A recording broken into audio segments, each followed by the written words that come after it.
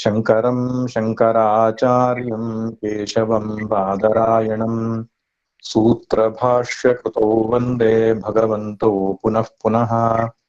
ಈಶ್ವರೋ ಗುರುರಾತ್ಮೇತಿ ಮೂರ್ತಿಭೇದ ವಿಭಾಗಿನೇ ವ್ಯೋಮವದ್ವ್ಯಾಪ್ತದೇಹಾಯ ದಕ್ಷಿಣಾಮೂರ್ತಯೇ ನಮಃ. ದಕ್ಷಿಣಾಮೂರ್ತಯೇ ನಮಃ.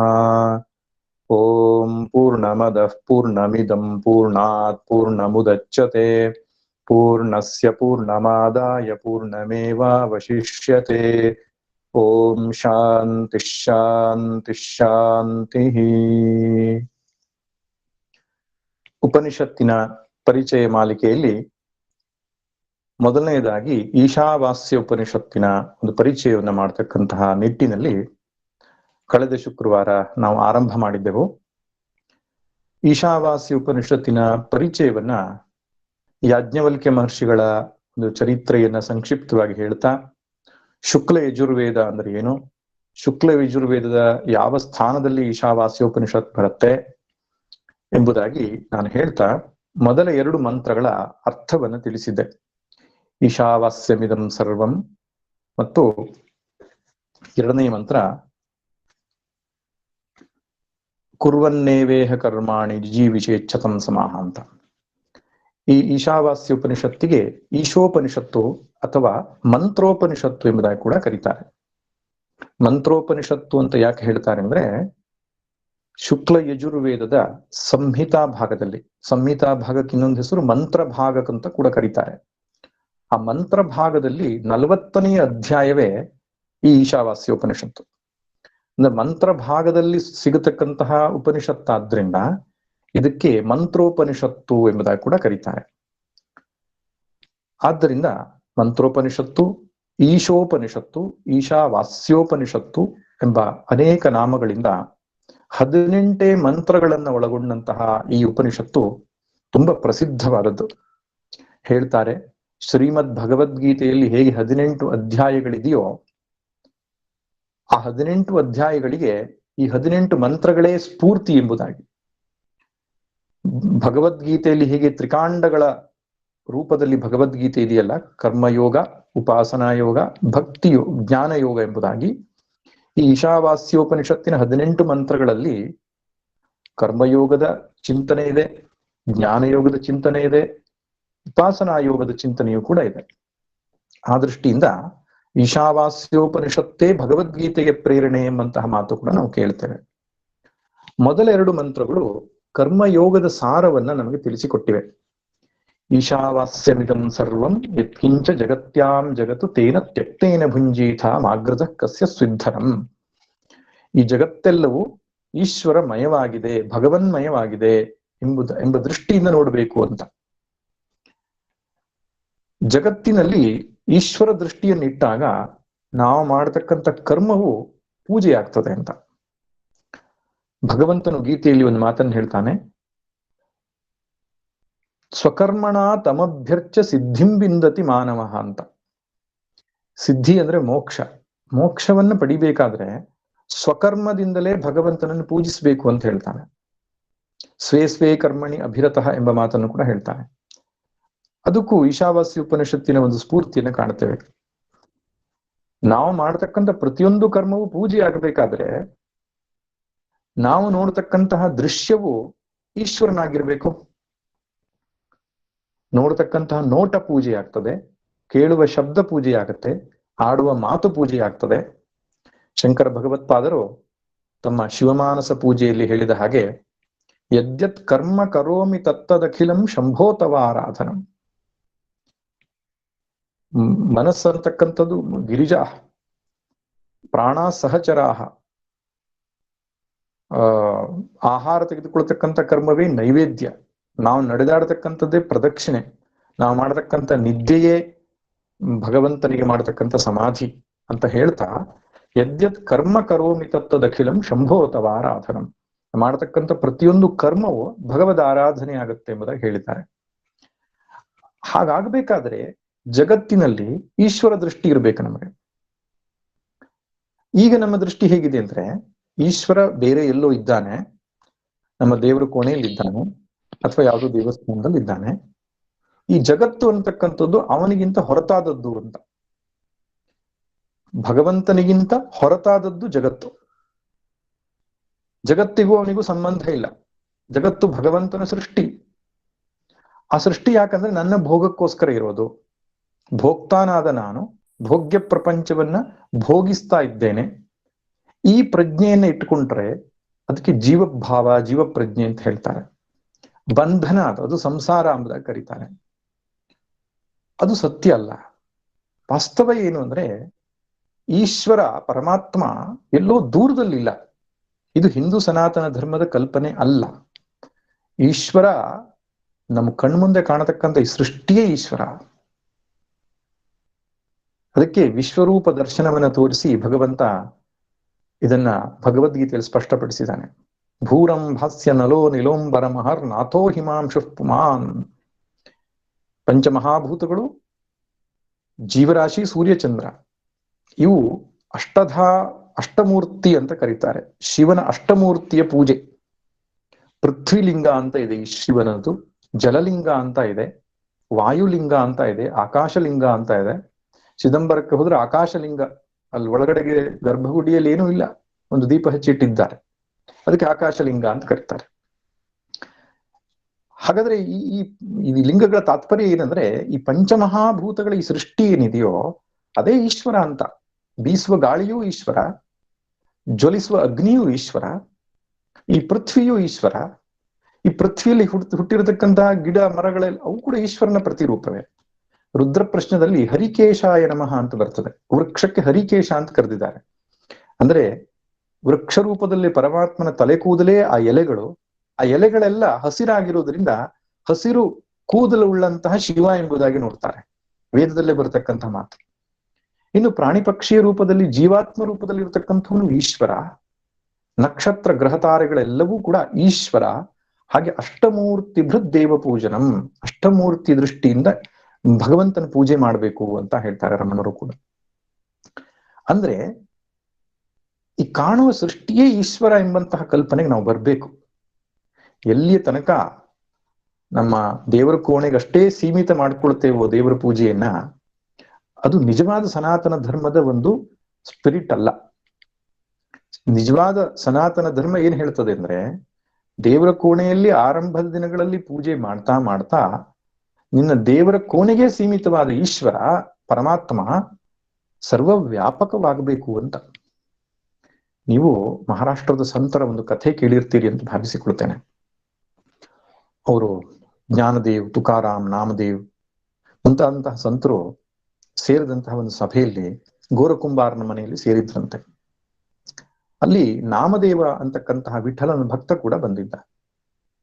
ಗೋರಕುಂಬಾರನಿಗೆ ಜ್ಞಾನೇಶ್ವರ ಮಹಾರಾಜರು ಹೇಳ್ತಾರೆ, ಇಷ್ಟೆಲ್ಲ ಸಂತರು ಸೇರಿದ್ದಾರಲ್ಲ, ಯಾರು ಪಕ್ವವಾಗಿದ್ದಾರೆ ಯಾರು ಅಪಕ್ವವಾಗಿದ್ದಾರೆ ಎಂಬುದನ್ನ ನೀನು ಪರೀಕ್ಷೆ ಮಾಡಿ ಹೇಳು ಅಂತ. ನಿನಗೆ ಮಡಿಕೆಯನ್ನ ಟೆಸ್ಟ್ ಮಾಡಿ ಅಭ್ಯಾಸ ಇದೆ.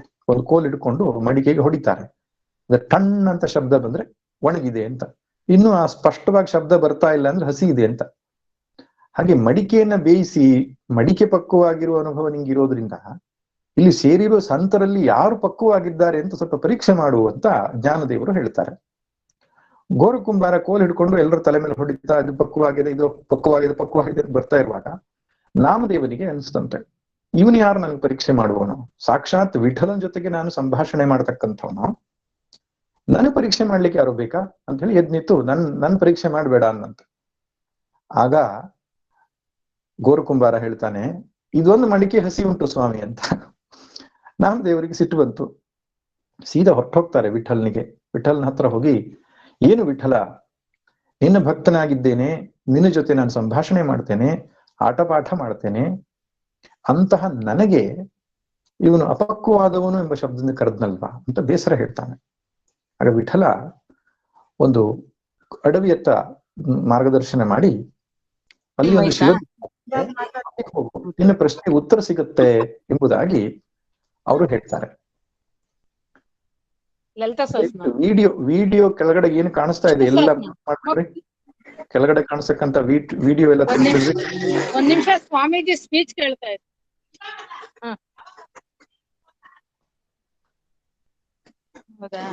ಹರಿ ಓಂ. ಕೆಳಗಡೆ ಕಾಣಿಸುವ ವಿಡಿಯೋ ಎಲ್ಲ ತೆಗೆದ್ಬಿಟ್ರಿ. ಹಾ, ಅವನು ಶಿವ ದೇವಾಲಯಕ್ಕೆ ಹೋಗಿ ನೋಡಿದಾಗ ಅಲ್ಲೊಬ್ಬ ವೃದ್ಧ ಗರ್ಭಗುಡಿ ಒಳಗಡೆಗೆ ಶಿವನ ಲಿಂಗದ ಮೇಲೆ ಕಾಲು ಹಾಕೊಂಡು ಮಲ್ಕೊಂಡಿದ್ದಂತೆ. ನಾಮದೇವ್ ಹೋಗಿ ಹೇಳ್ತಾನೆ, ಶಿವಲಿಂಗಕ್ಕೆ ಗೌರವ ಮಾಡ್ತಾ ಇದೆಯಲ್ಲಪ್ಪ, ಕಾಲ್ ತೆಗೆ ನಿಂದು ಅಂತ. ಆ ವೃದ್ಧ ಹೇಳ್ತಾನೆ, ನನಗೆ ಕಾಲ್ ತೆಗೆಯುವ ಶಕ್ತಿ ಇಲ್ಲ, ವೃದ್ಧನಾಗಿದ್ದೇನೆ, ನೀನೇ ಸ್ವಲ್ಪ ಆ ಕಡೆಗೆ ಇಡು ಅಂತ. ನಾಮದೇವ ಹೋಗಿ ಅವನ ಕಾಲನ್ನ ಎತ್ತಿ ಇನ್ನೊಂದ್ ಕಡೆಗೆ ಇಡ್ತಾನೆ, ಇನ್ನೊಂದು ಶಿವಲಿಂಗ ಬರ್ತದೆ. ಮತ್ತೊಂದ್ ಕಡೆಗೆ ಇಡ್ತಾನೆ, ಮತ್ತೊಂದು ಶಿವಲಿಂಗ. ಇಡೀ ಒಂದು ಪ್ರದಕ್ಷಿಣೆ ಮಾಡ್ತಾನೆ, ಎಲ್ಲ ಕಾಲಿಟ್ರು ಅಲ್ಲಿ ಶಿವಲಿಂಗ. ಒಟ್ಟು ಶಿವಲಿಂಗದ ಮೇಲೆ ಅವನ ಕಾಲು ಹೋಗ್ಬೇಕು. ಇವನಿಗೆ ಅರ್ಥವೇ ಆಗ್ಲಿಲ್ಲ. ಅವನಿಗೆ ಶರಣಾಗ್ಬಿಟ್ಟು ಆ ವೃದ್ಧರಿಗೆ ಕೇಳ್ಕೊಳ್ತಾನೆ, ಏನಿದ್ರ ಅರ್ಥ ನಂಗ ತಿಳಿಸಿ ಹೇಳಿ. ಅದವನು ಹೇಳ್ತಾನೆ, ನಾವು ಮುಟ್ಟಿದ್ದು, ನಾವು ಮೆಟ್ಟಿದ್ದು ಎಲ್ಲವೂ ಶಿವನೇ ಅಪ್ಪ, ಎಲ್ಲವೂ ವಿಠಲ್ನೇ ಅಪ್ಪ. ವಿಠಲ್ನಿಗಿಂತ ಹೊರತಾಗಿ ಸೃಷ್ಟಿಯಲ್ಲಿ ಇನ್ನೇನೇನೂ ಇಲ್ಲ.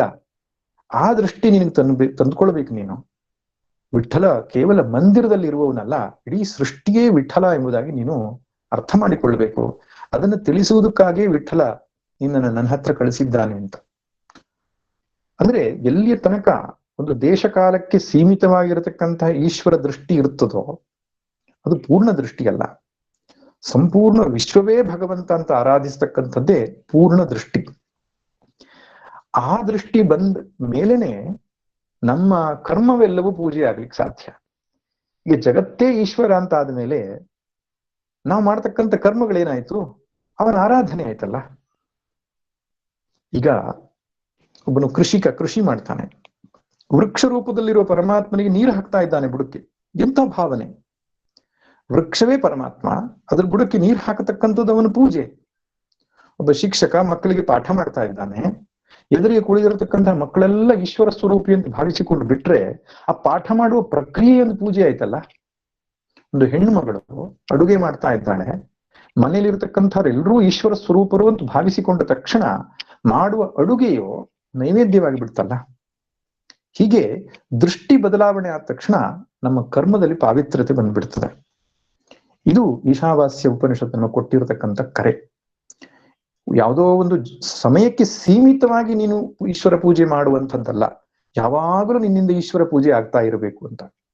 ಹಾಗಾಗ್ಬೇಕಾದ್ರೆ ಈಶಾವಾಸ್ಯಂ ಇದಂ ಸರ್ವಂ ಆಗ್ಬೇಕು. ಸರ್ವವು ಈಶ್ವರನ ಅಭಿವ್ಯಕ್ತಿ ಎಂಬುದಾಗಿ ನೋಡುವುದನ್ನು ಕಲಿಬೇಕು ನಾವು. ಆ ದೃಷ್ಟಿಯನ್ನು ಬೆಳೆಸಿಕೊಳ್ಳಬೇಕು. ಆರಂಭದಲ್ಲಿ ನಮ್ಗೆ ಇರುವುದಿಲ್ಲ, ಸರಿ, ರಾಗದ್ವೇಷದ ದೃಷ್ಟಿಯಿಂದಲೇ ನೋಡ್ತಿರ್ತೇವೆ ನಾವು. ಇದು ನನಗೆ ಬೇಕು, ಇದು ನನಗೆ ಬೇಡ, ಬೇಕಾದದ್ದು ನನ್ನವು, ಬೇಡವಾದ್ದು ಅನ್ಯವು ಎಂಬ ಭಾವನೆಯಿಂದ ನಾವು ಜಗತ್ತನ್ನು ನೋಡ್ತಾ ಇರುವುದನ್ನು ಬಿಟ್ಟು ಸರ್ವವೂ ಈಶ್ವರ ಎಂಬುದಾಗಿ ನೋಡ್ಲಿಕ್ಕೆ ಶುರು ಮಾಡಿದ ತಕ್ಷಣ ಆ ದೃಷ್ಟಿಯನ್ನು ಬೆಳೆಸ್ಕೊಳ್ತಾ ಹೋಗ್ಬೇಕು. ಯಾವುದೋ ವ್ಯಕ್ತಿ ನನ್ನ ಮುಂದೆ ಬರ್ತಾನೆ, ನಾನು ಅವನ ಜೊತೆ ಮಾತನಾಡ್ತಾ ಇರುವಾಗ ಈಶ್ವರನೊಟ್ಟಿಗೆ ನಾನು ವಾಕ್ಪುಷ್ಪಗಳನ್ನು ಅರ್ಪಿಸ್ತಾ ಇದ್ದೇನೆ ಎಂಬ ಭಾವನೆ ತಂದುಕೊಳ್ತಕ್ಕಂಥದ್ದು. ಮನೆಯನ್ನು ಶುಚಿ ಮಾಡ್ತಾ ಇದ್ದೇನೆ, ಮನೆಯೇ ಭಗವಂತನ ಆವಾಸ ಸ್ಥಾನ, ಅದ್ರ ಶುದ್ಧೀಕರಣ ಅಂತಕ್ಕಂಥದ್ದು ಅವನ ಒಂದು ಪೂಜೆ. ಈ ರೀತಿ ಭಾವನೆಗಳನ್ನ ತಂದುಕೊಂಡು ಅಭ್ಯಾಸ ಮಾಡಿದ್ರೆ ಪ್ರತಿಯೊಂದು ಕರ್ಮವೂ ಕೂಡ ಸಾಧನೆ ಆಗ್ತದೆ ಅಂತ. ಇದು ಅತ್ಯಂತ ಶ್ರೇಷ್ಠವಾದಂತಹ ವಿಶಿಷ್ಟವಾದಂತಹ ಚಿಂತನೆ ನಮ್ಮ ಹಿಂದೂ ಸನಾತನ ಧರ್ಮದಲ್ಲಿ ಮಾತ್ರ ಇರತಕ್ಕಂತಹ ವಿಶೇಷತೆ ಇದು. ಎಲ್ಲ ಕರ್ಮವೂ ಭಗವದ್ ಆರಾಧನೆ ಆಗ್ಲಿಕ್ಕೆ ಸಾಧ್ಯ. ಯತ್ಕಿಂಚ ಜಗತ್ಯಾಂ ಜಗತ್ ತೇನ ತ್ಯಕ್ತೇನ ಭುಂಜೀತ. ನೋಡಿ, ಕರ್ಮ ಮಾಡುವಾಗ ಈಶ್ವರನಿಗೆ ಆರಾಧನೆ ಅಂತ ಬುದ್ಧಿಯಿಂದ ಮಾಡಿ, ಆಮೇಲೆ ಜೀವನದಲ್ಲಿ ಫಲ ಬರ್ತದಲ್ಲ. ಫಲ ಅಂದ್ರೇನು? ನಾವು ಯಾರ ಜೊತೆನೋ ಮಾತಾಡಿದೆವು, ತದನಂತರ ಆ ವ್ಯಕ್ತಿ ನನಗೆ ಯಾವುದೋ ರೀತಿಯಲ್ಲಿ ಒಂದು ಉತ್ತರವನ್ನು ಕೊಟ್ಟು ಹೋದ. ಆಗ ಅದು ಮಾನವೋ ಅವಮಾನವೋ ಏನೋ ಒಂದು ರೀತಿಯ ಭಾವನೆಯನ್ನ ನನ್ನ ಹೃದಯದಲ್ಲಿ ಬಂತು. ಸಾಮಾನ್ಯವಾಗಿ ಒಬ್ಬ ಸಂಸಾರಿಯೋ ಅಥವಾ ಅಜ್ಞಾನಿಯೋ ಅದನ್ನ ಹೇಗೆ ಸ್ವೀಕಾರ ಮಾಡ್ತಾನೆ? ಅವನು ಹೇಳ್ತಾನೆ, ಇದು ನನಗೆ ಇಷ್ಟ, ಇದು ನನಗೆ ಅನಿಷ್ಟ ಅಂತ ಸ್ವೀಕಾರ ಮಾಡ್ತಾನೆ. ಅಯ್ಯೋ, ಅವನು ಹೀಗೆ ಮಾಡ್ಬಿಟ್ಟ, ಈ ರೀತಿ ಮಾತನಾಡ್ಬಿಟ್ಟ ಅಂತ ಅವನಲ್ಲಿ ದ್ವೇಷ ಬುದ್ಧಿ ಹುಟ್ಟುತ್ತದೆ. ಇಲ್ಲ, ನಂಗೆ ತುಂಬಾ ಪ್ರೀತಿಯಿಂದ ಮಾತಾಡಿಸಿ ಹೋದ ಅಂತಕ್ಕಂಥ ರಾಗ ಬುದ್ಧಿ ಹುಟ್ಟುಕೊಳ್ತದೆ. ಆದ್ರೆ ಸರ್ವವೂ ಈಶ್ವರ ಅಂತಕ್ಕಂಥ ಬುದ್ಧಿಯಿಂದ ನಾವು ಕರ್ಮ ಮಾಡುವಾಗ ಫಲ ಬಂದದ್ದನ್ನ ನಾವು ಈಶ್ವರ ಪ್ರಸಾದ ಅಂತ ಸ್ವೀಕರಿಸಬೇಕು. ಇದು ಇನ್ನೊಂದು ಮುಖ್ಯವಾದಂತ ಹೆಜ್ಜೆ. ಅದು ಲಾಭವಾಯ್ತು, ನಷ್ಟವಾಯ್ತು, ಮಾನವೋ ಅಪಮಾನವೋ, ಜಯವೋ ಅಪಜಯವೋ, ನನಗೆ ಇಷ್ಟವೋ ಅನಿಷ್ಟವೋ, ಏನೇ ಬರಲಿ ಮನಸ್ಸು ಪ್ರಶಾಂತವಾಗಿರಲಿ. ಇರುವಂಥದ್ದೆಲ್ಲ ಭಗವಂತನ ಪ್ರಸಾದ. ಏನು ಬಂದ್ರೂ ಪ್ರಸಾದ. ಆ ಪ್ರಸಾದ ಬುದ್ಧಿಯನ್ನು ಮನಸ್ಸಲ್ಲಿ ಇಟ್ಟುಕೊಂಡ ತಕ್ಷಣ ಮನಸ್ಸು ಪ್ರಸಾದವಾಗ್ತದೆ. ಮನಸ್ಸು ಪ್ರಸಾದವಾಗುವುದು ಅನ್ನೋ ಶಬ್ದಕ್ಕೆ ಏನರ್ಥ? ಪ್ರಸಾದಸ್ತು ಪ್ರಸನ್ನತಾ, ಮನಸ್ಸು ಶಾಂತವಾಗಿರ್ತದೆ. ಯಾವಾಗ ಮನುಷ್ಯನಿಗೆ ಅಶಾಂತಿ ಯಾಕೆ ಬರ್ತದೆ ಗೊತ್ತಾ? ಹೀಗ ಆಗ್ಬೇಕಿತ್ತು, ಹೀಗ ಆಗ್ಬಾರ್ದಿತ್ತು ಅಂತಕ್ಕಂಥ ಆಗ್ರಹ ಬುದ್ಧಿ ಇರೋದ್ರಿಂದಲೇ ಮನಸ್ಸು ತಳಮಳಗೊಳ್ಳೋದು. ಇವ್ರು ಹೀಗೆ ಹೇಳಬೇಕು, ಹೀಗೆ ಹೇಳಬಾರದು, ಸರಿಯಾಗಲಿಲ್ಲವದು ಸರಿ ಇದಲ್ಲವೆನ್ನುತ್ತ ಹರಡಿ ಕೊಳಬೇಡ ಮುಳ್ಳನ್ನು ಹಾಸಿಗೆಯಲ್ಲಿ, ಕೊರೆಯಾದೊಡೇನೊಂದು ನೆರೆದೋಡೆ ಇನ್ನೊಂದು ಒರಟು ಕೆಲಸವ ಬದುಕು ಮಂಕುತಿಮ್ಮ. ಹುಲ್ಲಾಗು ಬೆಟ್ಟದಡಿ ಮನೆಗೆ ಮಲ್ಲಿಗೆಯಾಗು, ಕಲ್ಲಾಗು ಕಷ್ಟಗಳ ಮಳೆಯ ಬಿಸಿ ಸುರಿಯೇ, ಬೆಲ್ಲ ಸಕ್ಕರೆಯಾಗು ದಿನ ದುರ್ಬಲರಿಂಗೆ, ಎಲ್ಲರೊಳಗೊಂದಾಗು ಮಂಕುತಿಮ್ಮ. ಏರು ಪೇರು ಲಾಭ ನಷ್ಟ ಜೀವನ ಅಂದಮೇಲೆ ಇದ್ದದ್ದೇ. ಅದು ಸಮುದ್ರ ಅಂತ ಹೋದ್ಮೇಲೆ ತೆರೆ ಇದ್ದದ್ದೇ, ದಾರಿ ಅಂತ ಹೇಳಿದ ಮೇಲೆ ಎತ್ತರ ತಗ್ಗು ಇದ್ದದ್ದೇ, ಜೀವನ ಅಂದಮೇಲೆ ಕಷ್ಟ ಸುಖಗಳು ಇದ್ದದ್ದೇ. ಒಬ್ಬ ಸಂಸಾರಿಯಾದವನು ರಾಗದ್ವೇಷ ಬುದ್ಧಿಯಿಂದ ಪ್ರವರ್ತಿಸ್ತಾನೆ, ಇದು ಆಗ್ಬೇಕಿತ್ತು, ಇದು ಆಗ್ಬಾರ್ದಿತ್ತು ಅಂತ. ಆದ್ರೆ ಯಾವನು ಯೋಗಿ ಆಗ್ತಾನೋ, ಕರ್ಮಯೋಗಿ ಆಗ್ತಾನೋ, ಅವನು ಆಗ್ರಹ ಬುದ್ಧಿಯನ್ನು ಬಿಡ್ತಾನೆ. ನಾನು ಮಾಡಿರತಕ್ಕಂಥ ಕರ್ಮ ಪೂಜೆ ಆಯ್ತು ಅಂದ್ರೆ ಬಂದಂತ ಫಲ ಪ್ರಸಾದ ಆಗ್ಬೇಕು ಅಂತ ಆ ಪ್ರಸಾದ ಬುದ್ಧಿಯಿಂದ ಜೀವನವನ್ನು ಸ್ವೀಕಾರ ಮಾಡೋದಕ್ಕೆ ಶುರು ಮಾಡಿದ್ಮೇಲೆ ಆದದ್ದೆಲ್ಲ ಒಳಿತೇ ಆಯ್ತು. ಆ ಬುದ್ಧಿ ಅದಕ್ಕೆ ಆದದ್ದೆಲ್ಲ ಒಳಿತೇ ಆಯ್ತು. ಭಗವಂತನ ಆರಾಧನೆಗೆ ಅದು ಅನುಕೂಲವಾಯಿತು. ಹೆಂಡತಿ ಅನುಕೂಲವಾಗಿದ್ರೂ ಅವನ ಪ್ರಸಾದ, ಹೆಂಡತಿ ಪ್ರತಿಕೂಲವಾಗಿದ್ರೂ ಅವನ ಪ್ರಸಾದ ಅಂತ ಹೇಳಿ ಸ್ಥಿತಿ ಬರ್ತದೆ. ಈ ನಾಮದೇವ್ ತುಕಾರಾಮರ ಕಥೆಯಲ್ಲಿ ಹೇಳ್ತಾರೆ, ತುಕಾರಾಮನ ಹೆಂಡತಿ ಜಗಳ ಗಂಟಿ ಅಂತೆ. ಇವರು ಸತ್ಸಂಗ ಕೂತ್ಕೊಂಡ್ರು ಅಂದ್ರೆ ಅವಳು ಮನೆ ಒಳಗಡೆ ಪಾತ್ರೆ ಬಿಸಾಡ್ತಾ ಇದ್ಲು, ಅಂದ್ರೆ ಸತ್ಸಂಗಕ್ಕೆ ವಿರೋಧಿ ಅವಳು. ನಾಮದೇವನ ಹೆಂಡತಿ ತುಂಬಾ ಅನುಕೂಲ, ಸತ್ಸಂಗ ಇವನ್ ಮಾಡ್ಲಿಕ್ಕೆ ಕೂತ್ಕೊಂಡ್ರು ಅವಳು ಬಂದು ಕೂತ್ಕೊಂಡು ಸತ್ಸಂಗ ಮಾಡೋಳು. ಹೀಗೆ ಇಬ್ಬರ ಹೆಂಡಂದಿರ ಸ್ವಭಾವ ಅತ್ಯಂತ ವ್ಯತಿರಿಕ್ತ, ಆದ್ರೆ ಇಬ್ಬರೂ ಶಾಂತವಾಗಿದ್ರು. ಸರಿ, ನಾಮದೇವ್ ಶಾಂತವಾಗಿರ್ಲಿಕ್ಕೆ ಕಾರಣ ಇದೆ, ಹೆಂಡತಿ ಅನುಕೂಲಕರವಾಗಿದ್ದಾನೆ, ಶಾಂತವಾಗಿದ್ದಾನೆ, ಸರಿ. ತುಕಾರಾಮ್ ಯಾಕೆ ಶಾಂತವಾಗಿದ್ದ ಅಂದ್ರೆ ಅವನು ಹೇಳಿದಂತೆ ಹೆಂಡತಿ ತುಂಬಾ ಅನುಕೂಲವಾಗಿದ್ರೆ ನಾನು ನಿನ್ನಿಂದ ವಿಮುಖನಾಗುತ್ತೇನೆ ಅನ್ನೋ ಭಾವನೆಯಿಂದ ಇಂಥ ಹೆಂಡತಿಯನ್ನು ಕೊಟ್ಟು ನಿನ್ನನ್ನು ಸದಾ ಸ್ಮರಿಸುವಂತೆ ಮಾಡುದಿಲ್ಲ ವಿಠಲ, ನಿನ್ನ ಅನುಗ್ರಹವಪ್ಪ ಸ್ವಾಮಿ, ಇದು ನಿನ್ನ ಅನುಗ್ರಹ ಅಂದನಂತೆ. ಅಂದ್ರೆ ಜೀವನವನ್ನು ನೋಡೋ ದೃಷ್ಟಿಕೋನ ಹೇಗೆ ಬದಲಾಗ್ತದೆ ನೋಡಿ.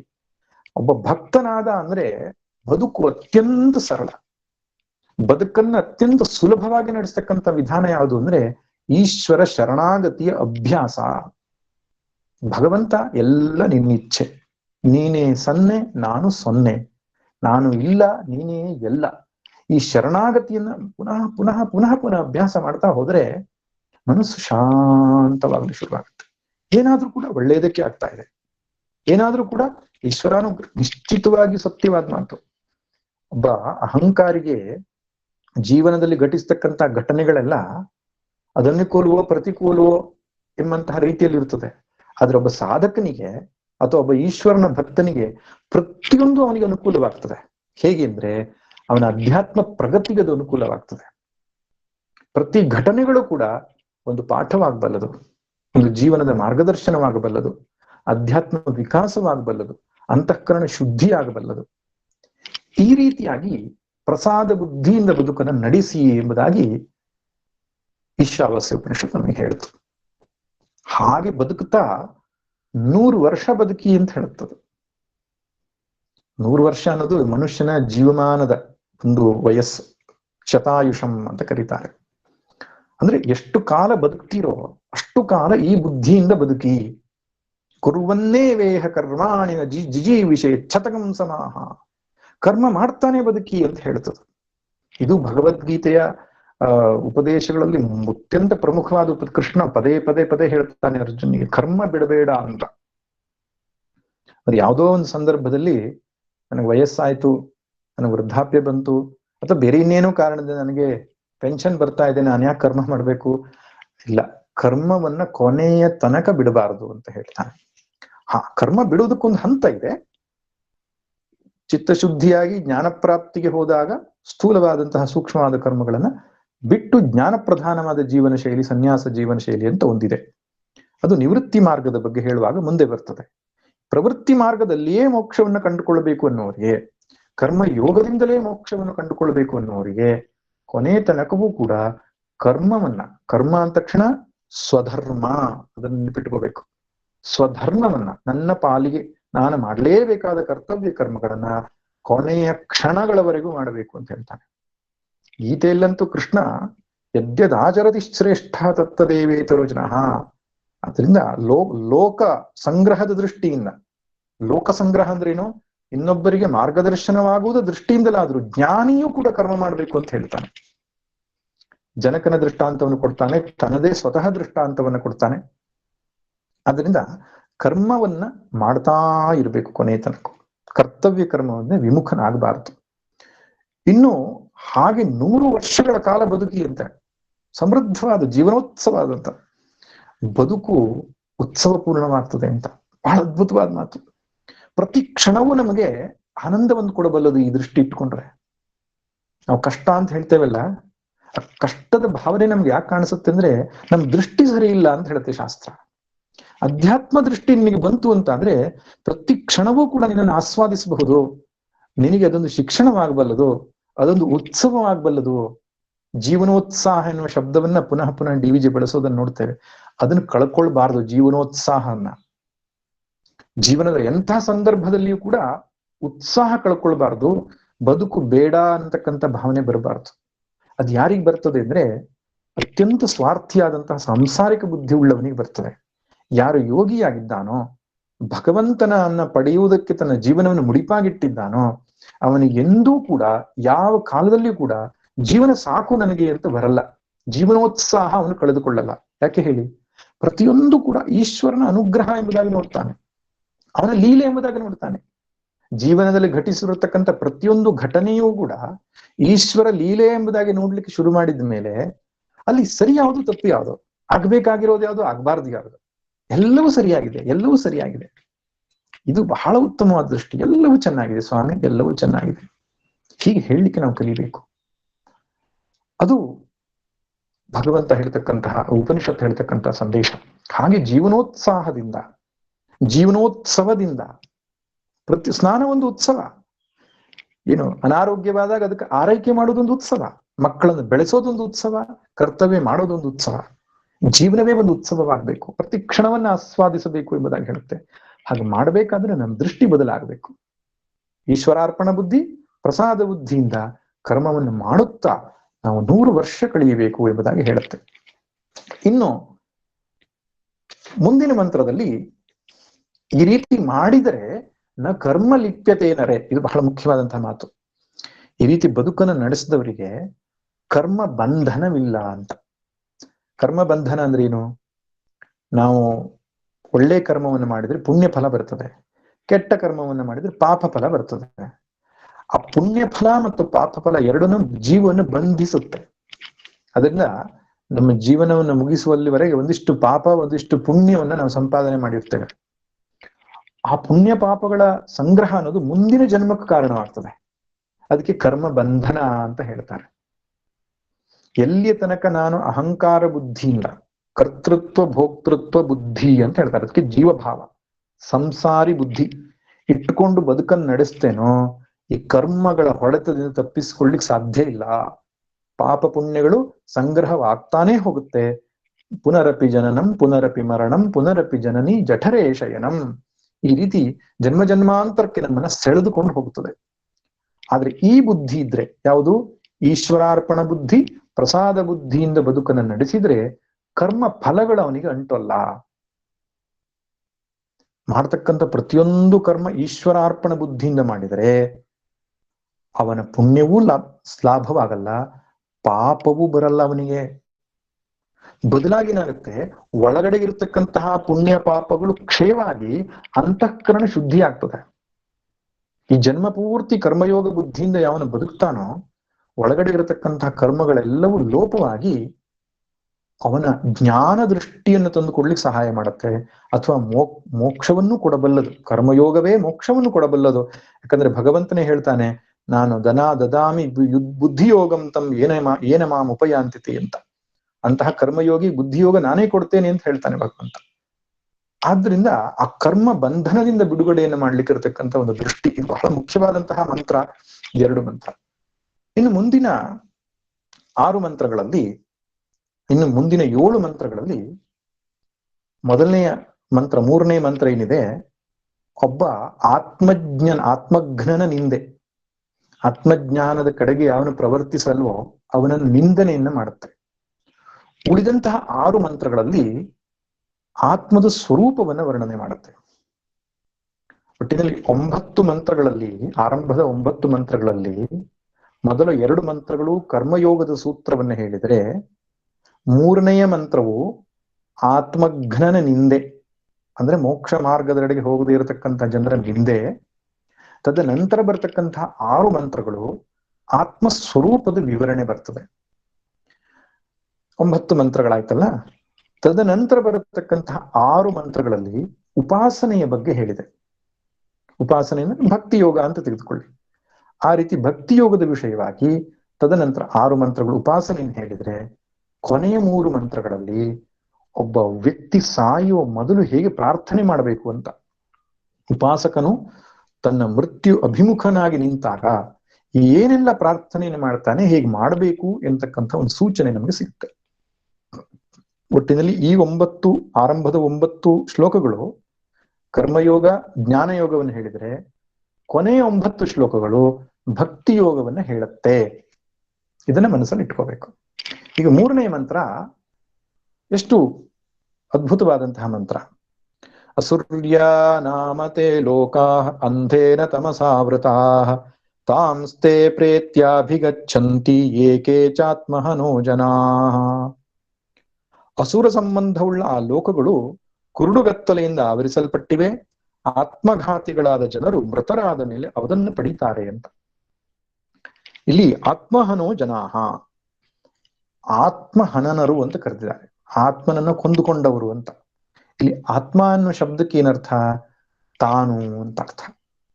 ಈ ನಾನು ನಾನು ನಾನು ಅಂತ ಹೇಳ್ತಾ ಇರ್ತೇವಲ್ಲ, ಅದಕ್ಕೂ ಹಿಂದೆ ಇರತಕ್ಕಂತಹ ಸ್ವರೂಪಕ್ಕೆ ತಾನು ಎಂಬುದಾಗಿ ಕರೀಬಹುದು. ಕನ್ನಡದಲ್ಲಿ, ಇಂಗ್ಲಿಷ್ನಲ್ಲಿ ಸೆಲ್ಫ್ ಅಂತ ಹೇಳ್ತಾರೆ. ಅದಕ್ಕೆ ಆತ್ಮ ಅಂತ ಸಂಸ್ಕೃತದಲ್ಲಿ ಹೇಳ್ತಾರೆ. ಆತ್ಮ ಹಿ ಸ್ವರೂಪಂ, ನಮ್ಮೆಲ್ಲರ ನಿಜವಾದ ರೂಪ ಆತ್ಮ. ಅಂತಹ ಆತ್ಮನನ್ನ ಯಾರು ಅರಿತುಕೊಳ್ಳುವುದಿಲ್ಲವೋ ಅವರಿಗೆ ಆತ್ಮ ಹನನರು ಅಂತ ಕರೆದಿದ್ದಾರೆ ಶಾಸ್ತ್ರದಲ್ಲಿ. ನಮ್ಮ ಲೌಕಿಕ ಶಬ್ದದಲ್ಲಿ ಆತ್ಮಹತ್ಯೆ ಮಾಡಿಕೊಳ್ಳೋದು ಅಂದ್ರೆ ಶರೀರ ಹತ್ಯೆ ಮಾಡಿಕೊಳ್ಳೋದು ಅಂತ. ಒಬ್ಬನು ವಿಷ ಕುಡ್ದ, ಒಬ್ಬನು ಉರುಳು ಹಾಕೊಂಡ, ಆತ್ಮಹತ್ಯೆ ಮಾಡಿಕೊಂಡ ಅಂತ. ನೋಡಿ, ಆತ್ಮ ಎನ್ನುವ ಶಬ್ದ ಶರೀರಕ್ಕೂ ವಿನಿಯೋಗ ಆಗಿದೆ. ಆತ್ಮ ಅನ್ನತಕ್ಕಂಥ ಶಬ್ದ ಅಂತಃಕರಣಕ್ಕೂ ಉಪಯೋಗ ಆಗಿದೆ. ಆತ್ಮ ಅನ್ನತಕ್ಕಂಥ ಶಬ್ದ ಜೀವಾತ್ಮನಿಗೂ ಪ್ರಯೋಗ ಆಗಿದೆ. ಆತ್ಮ ಎನ್ನುವ ಶಬ್ದ ಒಳಗಡೆ ಇರುವ ಅಂತರ್ಯಾಮಿಯಾದ ಸ್ವರೂಪಕ್ಕೂ ವಿನಿಯೋಗ ಆಗಿದೆ. ಯಾವ್ಯಾವ ಸಂದರ್ಭದಲ್ಲಿ ಆತ್ಮ ಅನ್ನೋ ಶಬ್ದ ಯಾವುದಕ್ಕೆ ಬಳಸಿದ್ದಾರೆ ಎನ್ನುವುದನ್ನ ನಾವು ಸರಿಯಾಗಿ ತಿಳಿದುಕೊಳ್ಬೇಕು. ಆತ್ಮಹತ್ಯೆ ಮಾಡ್ಕೊಂಡ ಅಂದ್ರೆ ಶರೀರ ಹತ್ಯೆ ಮಾಡ್ಕೊಂಡ ಅಂತ ಆ ಅರ್ಥದಲ್ಲಿ ಬಳಕೆ ಮಾಡಿತ್ತು. ಇನ್ನು ಅವನ ಆತ್ಮ ಪರಲೋಕಕ್ಕೆ ಹೋಯ್ತಂತೆ, ಆತ್ಮಕ್ಕೆ ಶಾಂತಿ ಸಿಗ್ಲಿ ಅಂತ ಪ್ರಾರ್ಥನೆ ಮಾಡ್ತೇವೆ ಅಂದಾಗ ಜೀವಾತ್ಮದ ದೃಷ್ಟಿನ ಇಟ್ಕೊಳ್ಬೇಕು.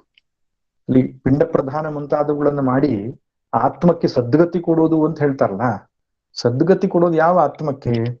ಜೀವಾತ್ಮಕ್ಕೆ. ಜೀವಾತ್ಮ ಅಂದ್ರೇನು? ಅಂತಃಕರಣ ಚತುಷ್ಟಯ ಅಭಿಮಾನಿಯಾಗಿರತಕ್ಕಂತಹ ಚಿದಾಭಾಸಕ್ಕೆ ಜೀವಾತ್ಮ ಅಂತ ಹೇಳ್ತಾರೆ. ಶರೀರ, ಮನಸ್ಸು, ಬುದ್ಧಿ, ಅಭಿಮಾನವನ್ನು ಹೊಂದಿರತಕ್ಕಂತಹ ಚಿದಾಭಾಸ. ಇದೆಲ್ಲ ವಿಜ್ಞಾನದ ಟೆಕ್ನಿಕಲ್ ಟರ್ಮ್ಸ್, ವೇದಾಂತ ಅಂತ ಇರ್ಲಿ. ಒಟ್ಟಿನಲ್ಲಿ ಆ ಜೀವಾತ್ಮನಿಗೂ ಆತ್ಮನ ಶಬ್ದದ ಪ್ರಯೋಗ ಇದೆ. ಇಲ್ಲಿ ಆತ್ಮಹನನರು ಅಂತ ಯಾವುದಕ್ಕೆ ಕರೆದಿದ್ದಾರೆ ಅಂದ್ರೆ, ತನ್ನ ಸ್ವರೂಪವನ್ನು ತಿಳಿದುಕೊಳ್ಳದೇ ಇರುವವರಿಗೆ ಕರೆದಿರತಕ್ಕಂಥ ಶಬ್ದ. ಅವರೇ ನಿಜವಾದ ಆತ್ಮಹತ್ಯೆ ಮಾಡಿಕೊಂಡವರು ಅಂತ. ಈ ಸಾಲಿನಲ್ಲಿ ತುಂಬಾ ಜನ ನಾವೆಲ್ಲರೂ ಸೇರ್ಕೊಳ್ತೇವೆ. ನಾವು ಆತ್ಮಹತ್ಯೆ ಮಾಡ್ಕೊಂಡಿಲ್ಲಪ್ಪ ಅಂತ ಹೇಳಬಹುದು. ಆದ್ರೆ ಶಾಸ್ತ್ರ ದೃಷ್ಟಿಯಿಂದ ನಾವೆಲ್ಲರೂ ಆತ್ಮಹನರೇ. ನಾವೆಲ್ಲರೂ ಅಂದ್ರೆ ಯಾರು ಪರಮಾತ್ಮ ಸ್ವರೂಪವನ್ನು ತಿಳಿಯುವುದಕ್ಕೆ ಪ್ರಯತ್ನಿಸ್ತಾ ಇಲ್ಲವೋ ಅವರೆಲ್ಲರೂ ಆತ್ಮಹನನರು. ತನ್ನ ಸ್ವರೂಪವನ್ನು ತಿಳಿದುಕೊಳ್ಳುವುದಕ್ಕೆ ಯಾರು ಸಮಯವನ್ನ ಉಪಯೋಗಿಸ್ತಾ ಇಲ್ಲವೋ ಅವರೆಲ್ಲರೂ ತಮ್ಮನ್ನು ಕೊಂದುಕೊಳ್ತಾ ಇದ್ದಾರೆ ಅನ್ನತ್ತೆ ಶಾಸ್ತ್ರ. ಯಾಕೆಂದ್ರೆ ನಿಜವಾಗಿ ನಮ್ಮ ಸ್ವರೂಪ ಆತ್ಮವೇ ಆಗಿದೆ. ಶರೀರ, ಮನಸ್ಸು, ಬುದ್ಧಿಗಳು ನಮ್ಮ ಸ್ವರೂಪ ಅಲ್ಲ. ನಾವೆಲ್ಲರೂ ನಿಜವಾಗಿ ಆ ಆತ್ಮವೇ ಆಗಿದ್ದುಕೊಂಡು ಶರೀರಾದಿಗಳಲ್ಲಿ ನಾನು ಅಂತಕ್ಕಂಥ ಭಾವ ಹೊಂದಿದ್ದೇವಲ್ಲ, ಅದೇ ಒಂದು ರೀತಿಯಲ್ಲಿ ಮೃತ್ಯು. ನಾವಲ್ಲದರಲ್ಲಿ ನಾವು ಅಂತಕ್ಕಂಥ ಅಭಿಮಾನ ಪಡೆದಿರೋದೇ ದೊಡ್ಡ ಸಾವು. ಬದುಕು ಅಂದ್ರೆ ಏನು? ನಾವು ಯಾರು ಆಗಿದ್ದೇವೋ ಅದರಲ್ಲಿ ನಾವು ಅಭಿಮಾನ ಪಡ್ಕೊಂಡ್ರೆ ಬದುಕು. ನಾವಲ್ಲದರಲ್ಲಿ ನಾವೆಂಬ ಅಭಿಮಾನ ಮೃತ್ಯು. ಅದರಿಂದ ಶರೀರಾದಿಗಳಲ್ಲಿ ಅಭಿಮಾನವನ್ನ ಹೊಂದಿ ನಾನು ಅಂದ್ರೆ ಶರೀರ ಮನಸ್ಸು ಬುದ್ಧಿ ಅಂತ ಯಾರು ತಿಳ್ಕೊಂಡಿದ್ದಾರೋ ಅವರೆಲ್ಲರೂ ತನ್ನನ್ನು ಕೊಂದುಕೊಂಡಿದ್ದಾರೆ. ಹಾಗಾದ್ರೆ ಬದುಕಿರುವವರು ಯಾರು ಅಂದ್ರೆ ಯಾರು ನಿಜವಾದ ತಾನುವನ್ನು ತಿಳ್ಕೊಂಡಿದ್ದಾರೋ. ನಾನು ಅಂದ್ರೆ ದೇಹವಲ್ಲ, ಮನಸ್ಸಲ್ಲ, ಬುದ್ಧಿಯಲ್ಲ, ಅಹಂಕಾರವಲ್ಲ, ಚಿತ್ತವಲ್ಲ, ನಾನು ಸರ್ವವ್ಯಾಪಕವಾದ ಶುದ್ಧ ಚೈತನ್ಯ ಎಂಬುದಾಗಿ ಯಾರು ತಿಳ್ಕೊಂಡಿದ್ದಾರೋ ಅವರೇ ಬದುಕು ನಡೆಸ್ತಾ ಇರುವವರು. ಈ ರೀತಿ ತಪ್ಪು ಜ್ಞಾನ ಅಂದ್ರೆ ಅಜ್ಞಾನಿಗಳಾದಂತಹ ಜೀವರಿಗೆ ಆತ್ಮ ಹನನರು ಅಂತ ಕರೆದಿದ್ದಾರಲ್ಲ, ಅವ್ರಿಗೆ ಏನ್ ಗತಿ ಆಗ್ತದೆ ಅಂದ್ರೆ ಅಸುರ್ಯಾನಾಮತೆ ಲೋಕಾ ಅಂಧೇನ ತಮಸಾವೃತಾ, ಕುರುಡುಗತ್ತಲೆಯ ಒಂದು ಲೋಕಕ್ಕೆ ಹೋಗ್ತಾರೆ ಅಂತ. ಅವರು ಸತ್ತ ಮೇಲೆ ಕುರುಡುಗತ್ತಲೆಯ ಲೋಕಕ್ಕೆ ಹೋಗ್ತಾರೆ. ಬೆಳಕೇ ಇಲ್ಲದ ಬರೀ ಅಂಧತಮಸ್ಸು ಅಂತ ಕರೀತಾರೆ. ಅಂತಹ ಒಂದು ಲೋಕಕ್ಕೆ ಅವರು ಹೋಗ್ತಾರೆ. ಅದಕ್ಕೆ ಉಪನಿಷತ್ತು ಅಸುರ್ಯಾನಾಮ ಅಂತ. ಆಸುರಿ ಅಂತಕ್ಕಂತಹ ಒಂದು ಲೋಕ, ಅದರ ಅಸುರ ಸಂಬಂಧವಾದ ಲೋಕ ಅಂತ. ಅಸುರ ಅನ್ನೋ ಶಬ್ದಕ್ಕೆ ಏನರ್ಥ? ನಾವು ಅಸುರರು ಅಂದ ತಕ್ಷಣ ಕೋರೆದಾಡೆ ಇರ್ತಕ್ಕಂಥವ್ರು, ವಿಚಿತ್ರವಾದ ಭೀಕರವಾದ ಆಕಾರವನ್ನು ಉಳ್ಳವರು ಅಸುರರು ಅಂತ ಭಾವಿಸಿಕೊಡ್ತೇವಲ್ಲ. ಶಾಸ್ತ್ರದಲ್ಲಿ ಅಸುರ ಅಂದ್ರೆ ಅಸುಷು ರಮಂತೆ ಇತಿ ಅಸುರಾಹ. ಅಸು ಅಂದ್ರೆ ಪ್ರಾಣ, ಪ್ರಾಣ ಅಂದ್ರೆ ಇಂದ್ರಿಯ, ದಶೇಂದ್ರಿಯಗಳಿಗೂ ಪ್ರಾಣ ಎಂಬ ಶಬ್ದ ಪ್ರಯುಕ್ತವಾಗಿದೆ.